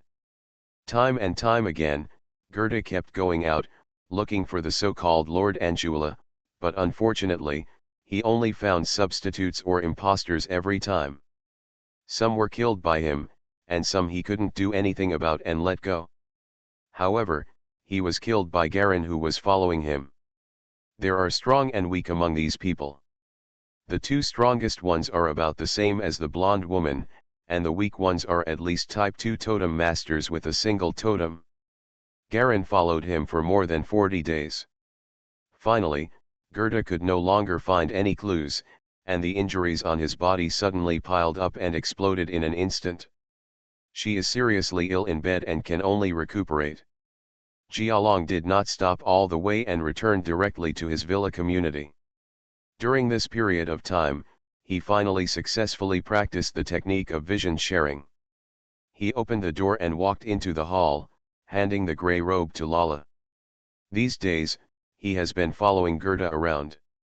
While hiding, he even encountered a terrifying giant spider and was almost caught by a sneak attack and turned into food. But the harvest is also very satisfying.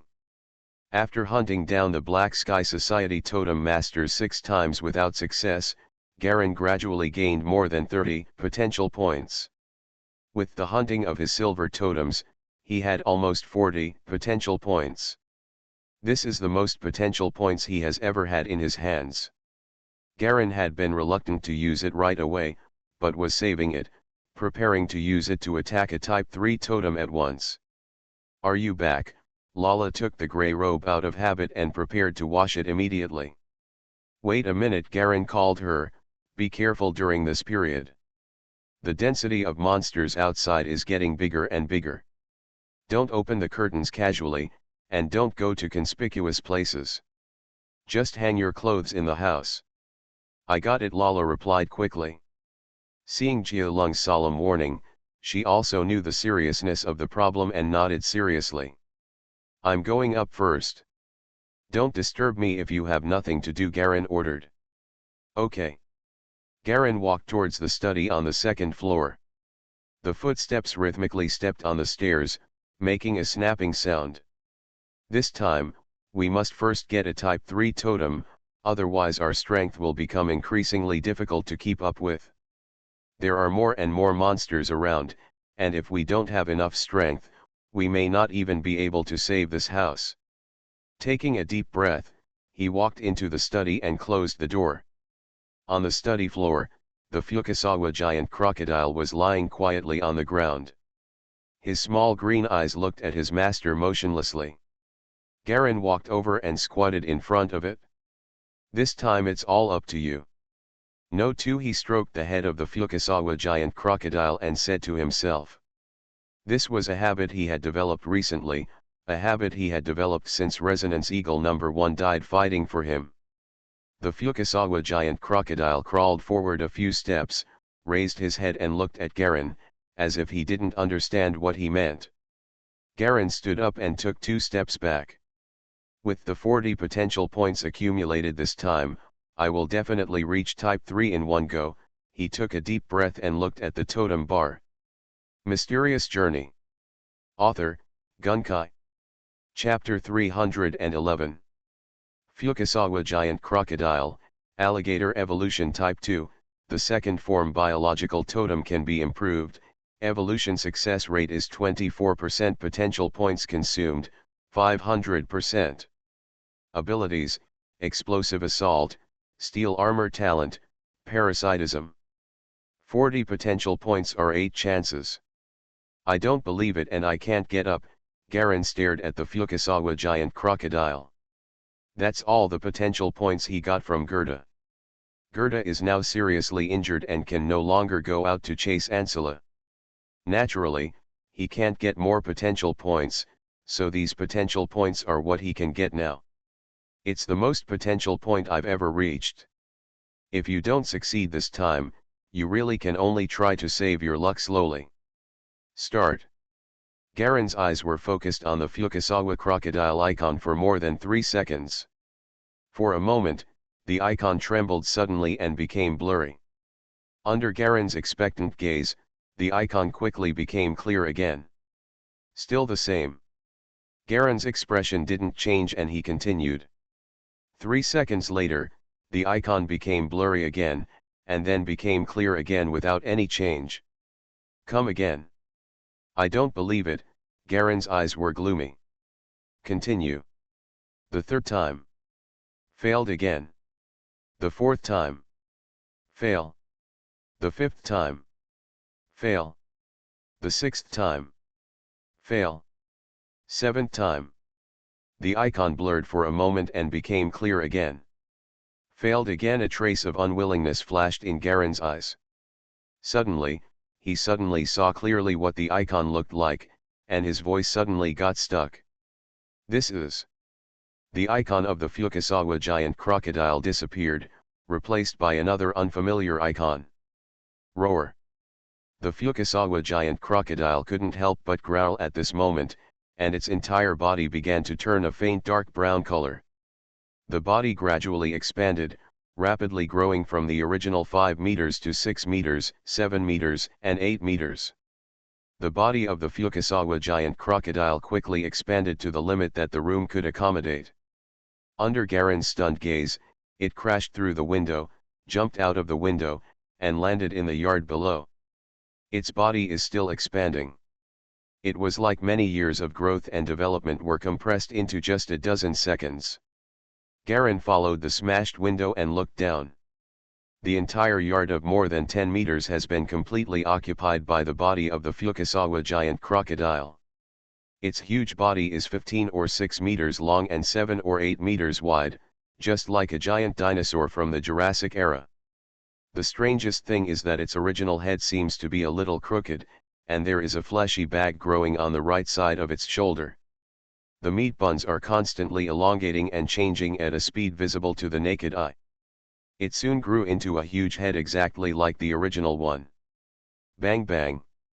I don't know when a pair of thick giant feet sprouted from the abdomen of the giant crocodile, and they stamped hard on the ground.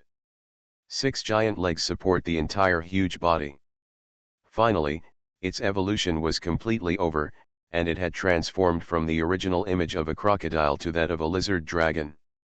2 huge heads opened their mouths to both sides, and the bloody mouth let out a silent roar. Wow! 2 huge mouths spurted out a large stream of smelly wind. Garen finally recovered from his surprise.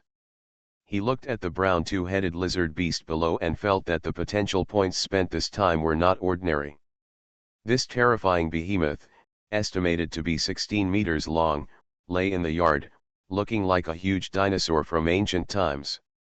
Just looking at its size, it was much stronger than the white bat we encountered before. As expected of a Type 3 totem, even though it's just a silver totem, Garen sighed as he looked at the totem bar in his field of vision and looked carefully at the icon. The icon of the Fukasawa crocodile has been completely replaced by an image of a 2-headed lizard beast. 2-headed lizard dragon, the third type of evolution of Fukasawa giant crocodile, the third form creature, the final form cannot be upgraded. Ancient genetic information. This kind of terrifying giant beast once appeared in the ancient era of giant beasts, at least 20 million years ago. They were the overlords of the amphibious zone, possessing powerful strength and unparalleled defense. They usually live in dark and humid underground labyrinth caves and have a strong sense of territoriality and possessiveness. Abilities: maze cave excavation, life bite. Creatures bitten by his giant mouth on the right side will have uncontrollable life force flowing into the giant beast, creating a healing effect. Dragon skin. Powerful dragon scales are immune to damage from most ordinary weapons and sharp teeth. Dragon roar. The violent roar will cause deafness and stun effects on any surrounding creatures, so that the slow-moving lizard dragon can get closer to devour its prey. Parasitism. The 2-headed lizard dragon can inject parasitic eggs into the enemy's body, causing painful damage, and eventually creating a Type 2 ferocious Fukasawa giant crocodile. The egg-laying rate is 1 egg per week. Hiss. When he saw the Fukasawa giant crocodile, Garen couldn't help but gasp. The Fukasawa crocodile itself can produce parasites, and this 2-headed lizard dragon can actually create the Fukasawa crocodile. This is a big profit. Garen looked at the powerful and huge 2-headed lizard dragon below, feeling extremely satisfied. Ouch! In the distant sky, there was suddenly a sharp roar, like the roar of a leopard. Soon, A terrifying giant bird with a wingspan of more than 10 meters flew towards the two-headed lizard dragon. The giant bird was completely black, and its belly had 8 densely packed yellow claws. The giant bird was glowing with a light yellow halo, like a halo, and pounced directly on the giant two-headed lizard dragon in the yard. The two-headed lizard dragon raised its 2 heads and roared fiercely at the giant bird. The right side of his head flashed with ferocious and cunning eyes. He quietly shrank back, as if he was brewing enough strength to bite out.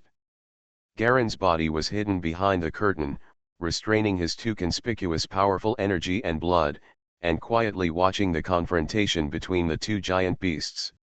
The giant bird in the sky is obviously also a Type 3 totem, but it was attracted by the two-headed lizard dragon.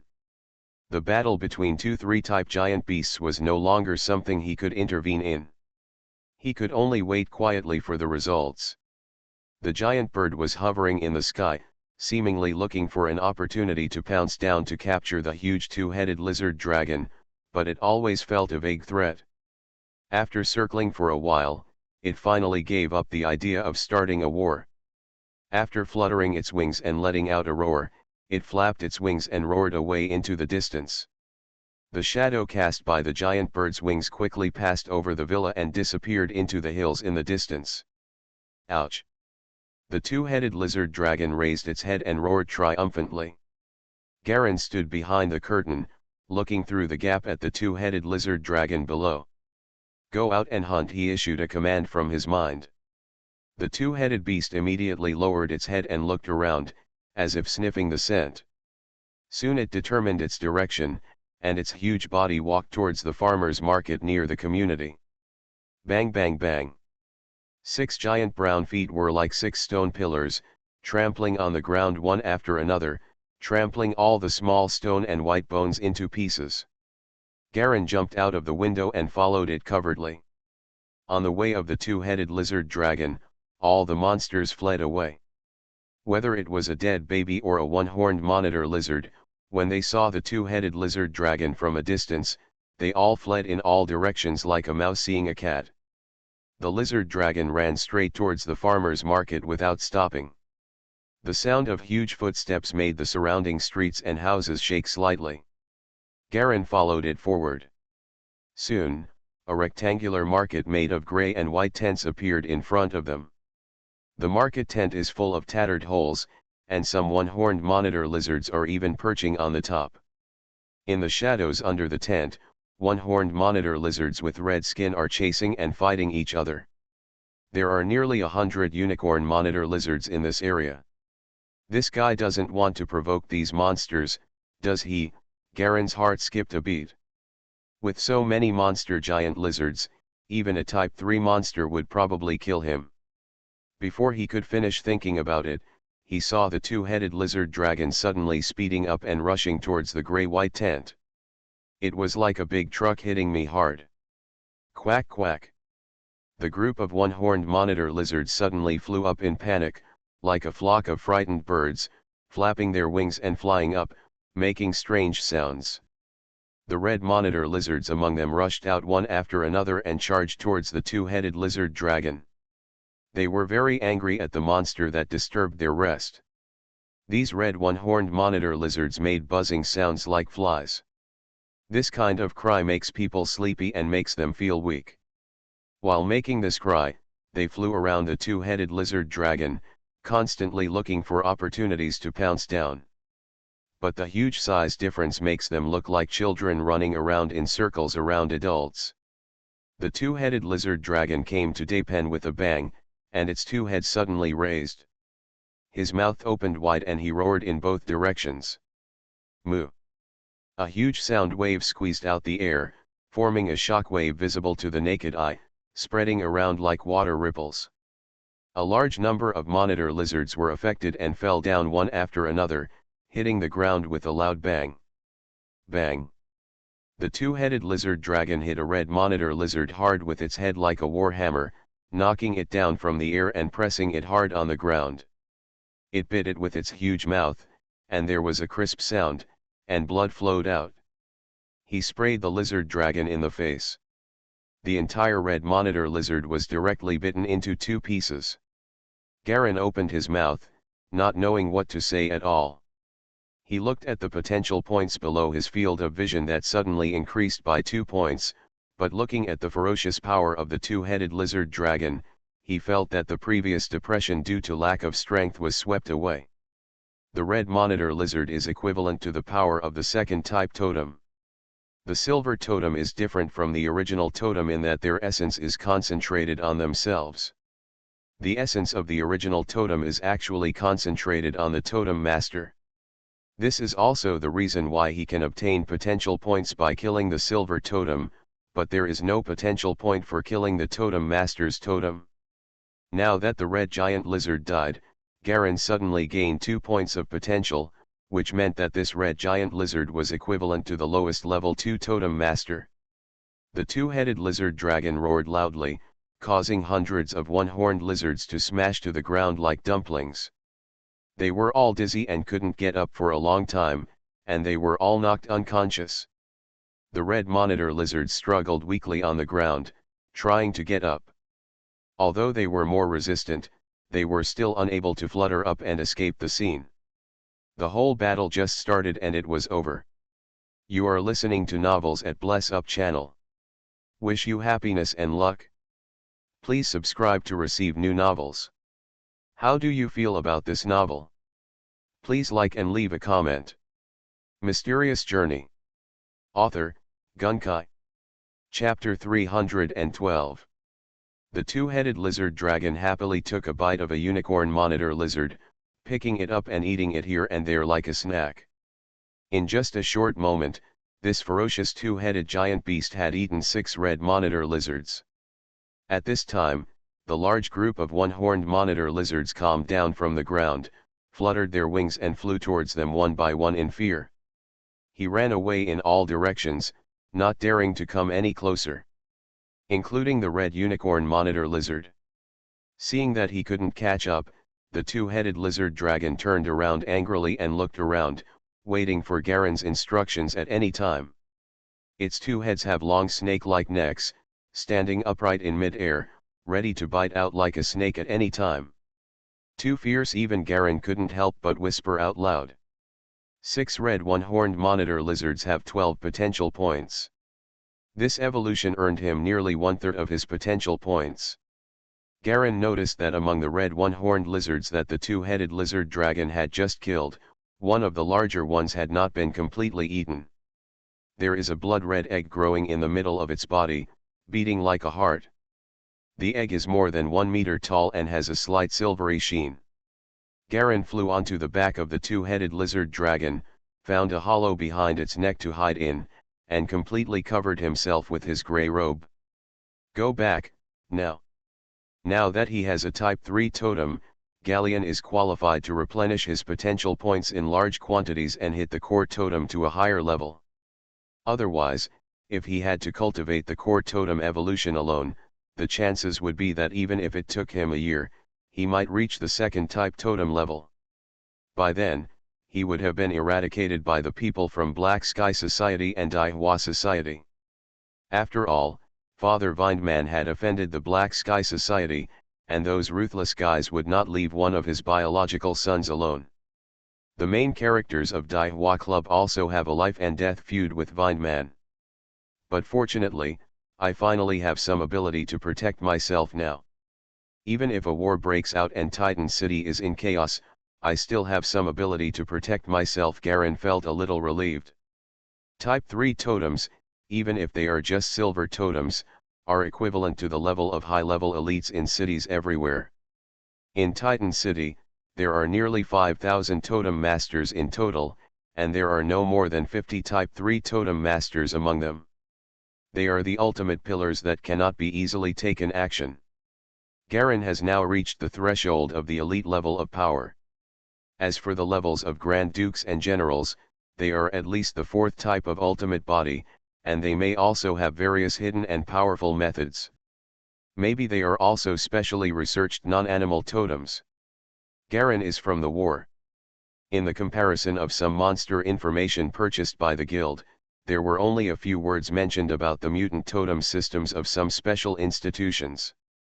These powerful mutant totems are far stronger than ordinary totems, and are mutant varieties specially bred for individual strong men. For example, the Grand Duke's Platinum Dragon Eagle is the core totem that is most suitable for the Grand Duke. The fourth type of mutation totem is also defined as the so-called fifth type, which has always been recognized as the strongest level in the world. It was shown in some information collected by Galen later.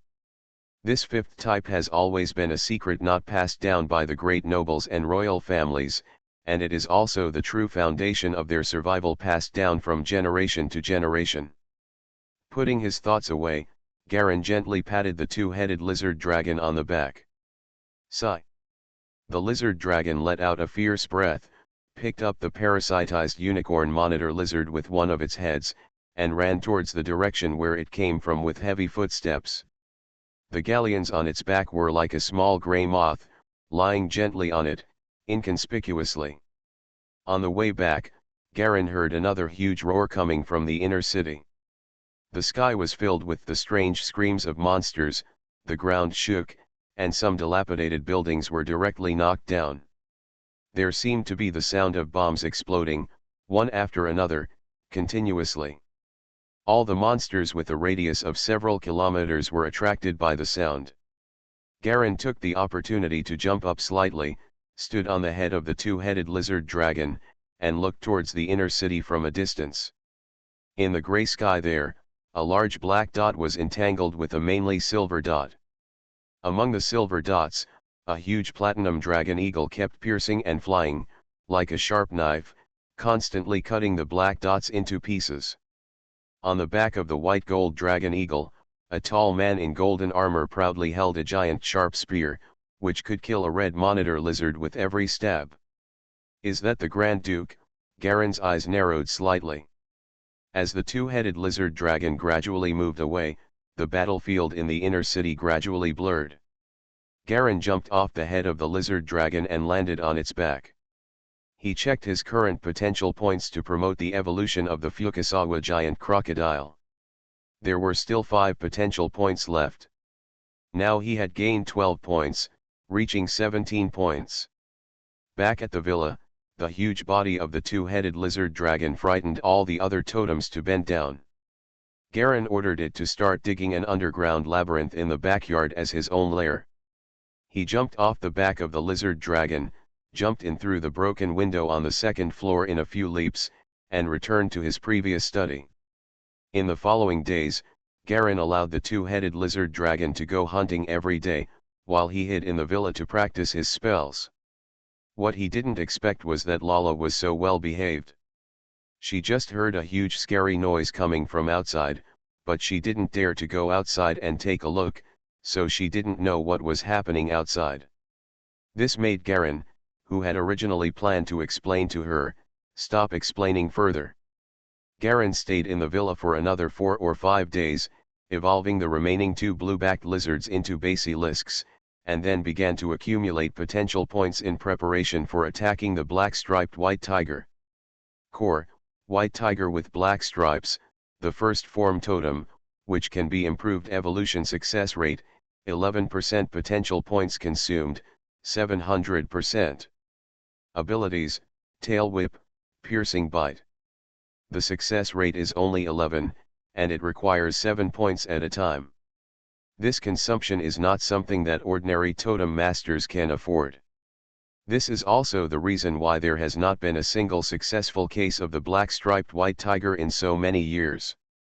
The consumption is greater than that of ordinary totems, the success rate is weaker than that of ordinary totems, and the subsequent inheritance of cultivation and evolution knowledge is not perfect and can hardly be found. Only galleons, who can use potential points to forcibly evolve, can it be possible to pile them up. The terrifying rank suppression of the two-headed lizard dragon makes him invincible among the surrounding red monitor lizards. Every time he goes out, after a dragon roar, he can capture at least 5 red monitor lizards. With the help of his resonant eagles and beetles, there are more than 10 heads harvested at one time. 5 days later, Garen stood in the courtyard of the villa and looked around. The sky around him was clean and there were no flying monsters. This place had completely become the territory of the two-headed lizard dragon. Since the giant bird was scared away last time, there has never been one again. Large behemoths fly past here. He stood next to the parasitized red monitor lizard, squatted down, and gently stroked the red eggs. A warm and tough touch came from his hands, like touching heated rubber. The red eggs beat one after another, as rhythmically and regularly as the heart. Soon, the beating became more frequent and faster. Puff! Puff! Puff! A trace of cracks gradually appeared on the surface of the red egg. Click! After a soft sound, there was a sound like a watermelon being cut open. The red egg suddenly split open in the middle, and a small black crocodile about half a meter long crawled out from the inside. The crocodile opened its mouth, revealing a red core, with a ferocious mouthpart at the tip. Finally came out, the small Fukasawa giant crocodile. Garen stood up and watched the little crocodile begin to eat the body of the red monitor lizard that gave birth to him. It wasn't until the little crocodile had finished eating the body that he looked away and looked at the column of white tigers with black stripes in the totem column, frowning tightly. In the past 5 days, I gained more than 60 potential points, but all of them failed. This white tiger with black stripes is too difficult to evolve. He was in a bad mood. He had 63 potential points and 9 evolutions in total. Unexpectedly, he failed even once, which made Garen feel very bad. All the accumulated potential points are piled here, just to rush to a higher level in one fell swoop. Unfortunately, things were not as simple as he thought. Almost all the surrounding monster groups have been hunted. The impact caused by the lizard dragon is getting bigger and bigger. It has almost attracted the attention of those Type 3 monsters. It can't be like this anymore. Garen looked at all the totems he had. Silver totem, two-headed lizard dragon, resonating eagle, basilisk, snarling wolf rabbit. Original totems, fluorescent butterfly, white tiger with black stripes. The icon of the howling wolf and rabbit looked very gray, and it was obvious that he was seriously injured or dead. In such a terrifying and chaotic environment, it is extremely difficult to survive solely relying on individual strength. The evolution probability of primitive totems is frighteningly low. It would be more cost-effective to evolve the silver totem first. After all, once the original totem is worn out and damaged, without totem repair technology, its strength will continue to decrease. Although the silver totem is slightly weaker, it can rest and recover on its own like a living thing.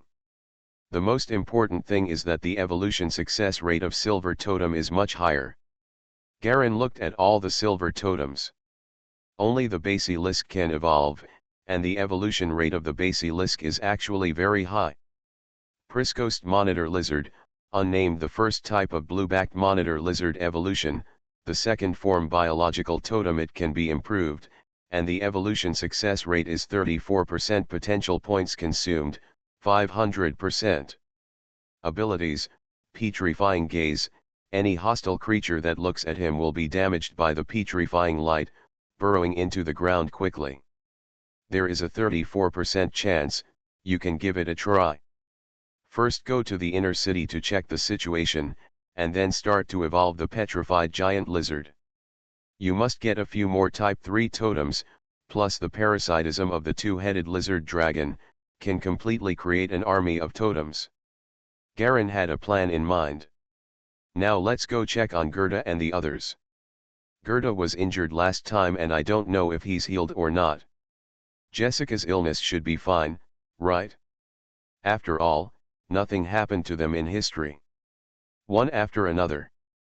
In the time, it will be enough for the lizard dragon and the others to replenish enough potential points to make money.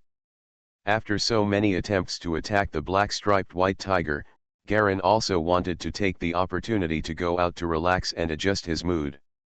By the way, let's see how Jessica is doing. Although she has lived well in history, she is afraid of what might happen. Mysterious Journey. Author, Gunkai. Chapter 313. Inner City. The inner city, a total of 4 blocks, is now in a state of depression. The originally dense crowd was much smaller, and many of them were wearing gauze bandages. In the temporary hospital, Gerda and Andy walked into the white corridor of the hospital together. Both of them were trying their best to adjust the expressions on their faces, trying not to let Jessica see any clues.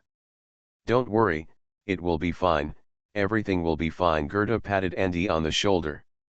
Maybe Andy smiled unnaturally. Walking to Jessica's ward familiarly, Gerda pushed open the room and was shocked to see a man in grey robes sitting in front of Jessica's hospital bed, peeling apples for her. He saw Jessica looking at the two of them with a smile, but had no intention of explaining. When he heard the door open, the man in grey robes stood up and turned around, showing a soft and handsome smile. "Long time no see, Goth, Andy." "Garen," Gerda's voice suddenly rose a few pitches, pointing at Garen with a face full of surprise and excitement. Andy also looked surprised. "Garen, aren't you already?" "Do you think I'm dead?" Garen laughed. "I hid under a ruin and lived for a long time on the food found inside. Then I secretly escaped back when the monster was attracted by the fighting in the inner city." When he talked about coming back, he looked emotional and seemed a little scared. Gerda opened his mouth and wanted to say something, but he didn't make any more sound. He just stepped forward and gave Garen a firm hug. Andy laughed happily on the side. "It's good to be back safely." During this period, Jessica's incident caused the two of them to fall into a serious depression. Now they didn't expect that Garen was still alive. The originally gloomy mood suddenly became lighter. Gerda patted Garen hard on the back. "Don't make me lose any more friends." His voice was low. "What's wrong?" Garen frowned. "What happened?"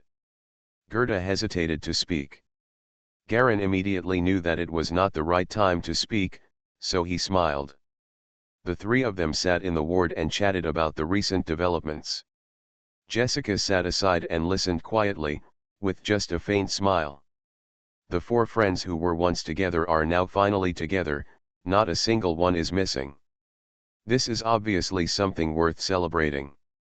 But unlike the heartless Goth, Andy secretly felt that the Galleon who came back this time was not as simple as he introduced himself. This former companion seems to have a slight sense of mystery. After chatting with Jessica for a while, the 3 of them got up and went out together, found a restaurant and sat down, each ordering a standard meal. Galen crossed his fingers on the table and looked at Gerda and Andy opposite him, his expression quickly calming down. "Okay, can you tell me what's going on now?" His voice was low and he stared at the two of them calmly.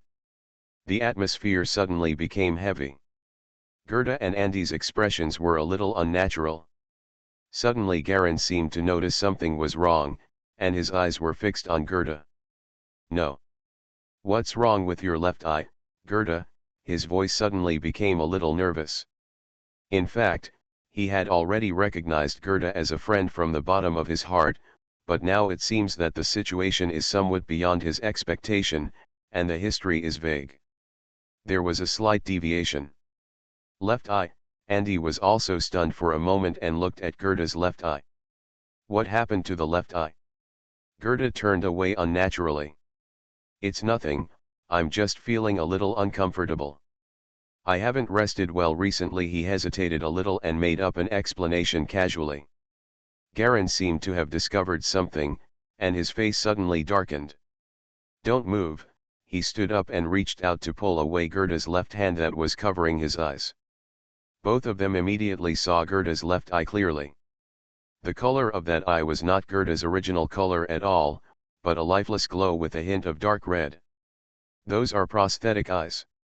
Gerda remained silent and let his 2 friends stare at his left eye. "It's not a big deal.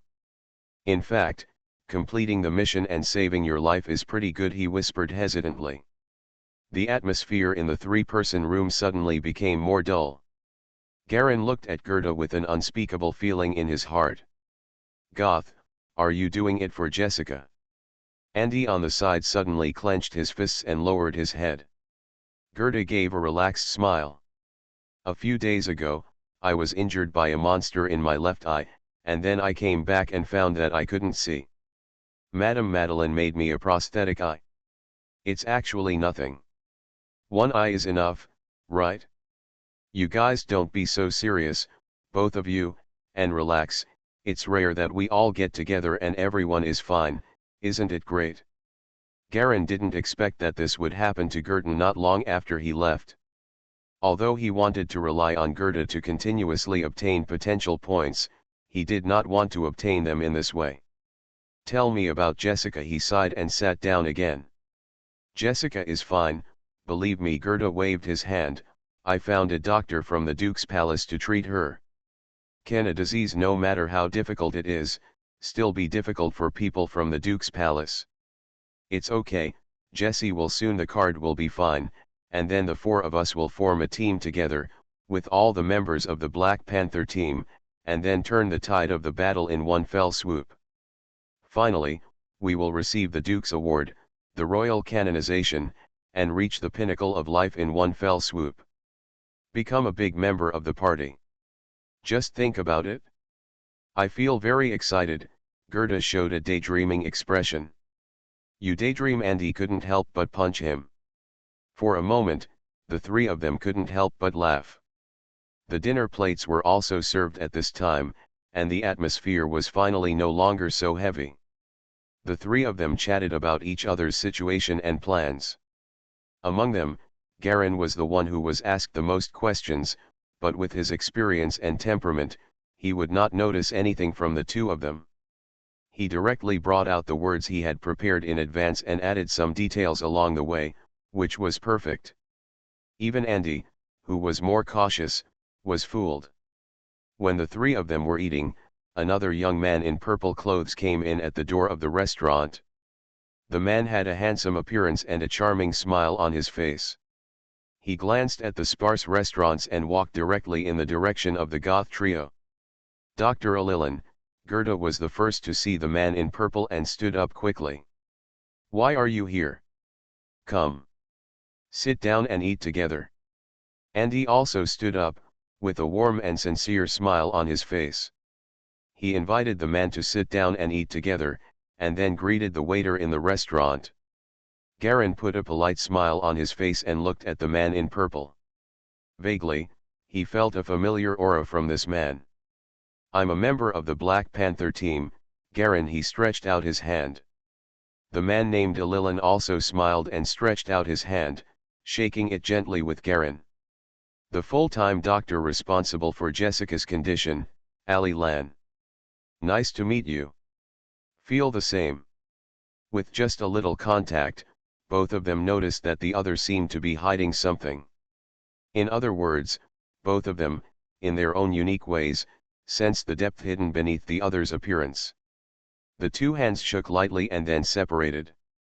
After Alilin sat down, Gerda and Andy began to ask about Jessica's condition, while Garen sat aside and listened quietly to the three people talking. The meal lasted for more than an hour before it ended slowly. Gerda and Andy invited Garen to live with them, but he declined. After several successive wars, the population of the inner city has been greatly reduced, and there are empty houses everywhere that no one lives in. The totem master does not need any money at all. He can move in directly as long as he registers with the clerk. Garen randomly found a well-decorated house and lived in it. Early the next morning, he went directly to the hospital where Jessica was staying and found the ward doctor in charge of Jessica.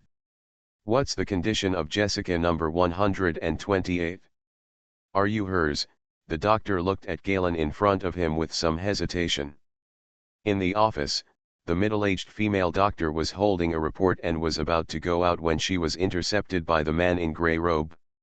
Yes, I am her friend, but she and the other friends hid it from me and did not tell me the truth. I want to know the real situation. Garen nodded seriously. Is it true? The female doctor frowned.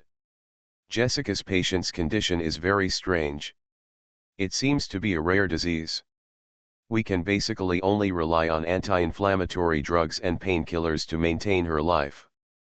But even so, she only has less than half a year left. Perhaps it was because he had seen too many separations during this period, but the doctor's expression just looked a little regretful. I'm sorry, Jessica is a very nice girl. It's okay. Thank you. Dr. Gallen's heart suddenly trembled. He stood at the door and watched the doctor quickly walk away, and was surrounded by several nurses who came to greet him. He walked towards Jessica's ward with heavy steps. In the early morning, the sky is not completely bright yet. Gallen stood outside the glass partition of the ward and quietly looked at Jessica sleeping inside. Reality and history have completely deviated from each other. What will happen next? He felt an indescribable feeling in his heart.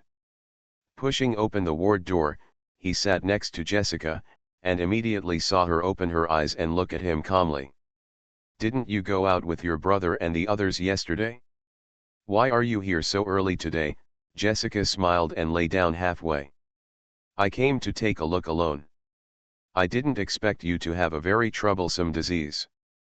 I have also studied medicine before, and I just wanted to come and check it for you in person. Garen replied in a low voice. Do you know how to heal? Jessica wanted to laugh, but couldn't help but cough. Okay, go to sleep quickly, trust me. Gallen flicked his finger, and an invisible strong wind suddenly pressed an acupuncture point on Jessica's neck. That is an acupuncture point that provides blood supply to the brain and affects sleep. It was learned when practicing esoteric martial arts. Strong force can kill people, light force can also cure diseases. In fact, almost everyone who practices secret martial arts must know some knowledge about human body medicine. Gallen has reached its peak, and his understanding of the structure of the human body and the movement of chi and blood can basically be regarded as a master of medicine. Jessica yawned and seemed to feel a little sleepy again. Okay, I'll sleep a little longer. I don't know why I feel so sleepy all of a sudden. She lay down again, covered herself with the quilt and quickly fell into a deep sleep. Garen stood up, looked around, and after hearing no movement, he lifted Jessica's quilt. He stretched out his hand to hold Jessica's head, and a trace of platinum energy slowly penetrated into the back of the neck, feeling the flow of energy and blood inside the head. Then checked the heart, internal organs, and other physical conditions. After some inspection, Garen frowned and sat down again. There is no abnormality in the chi and blood, just a little weak. The 5 internal organs are also normal, even much healthier than the average person. What is going on? At this time, bursts of footsteps gradually came from outside, very rhythmic. Garen quickly stood up.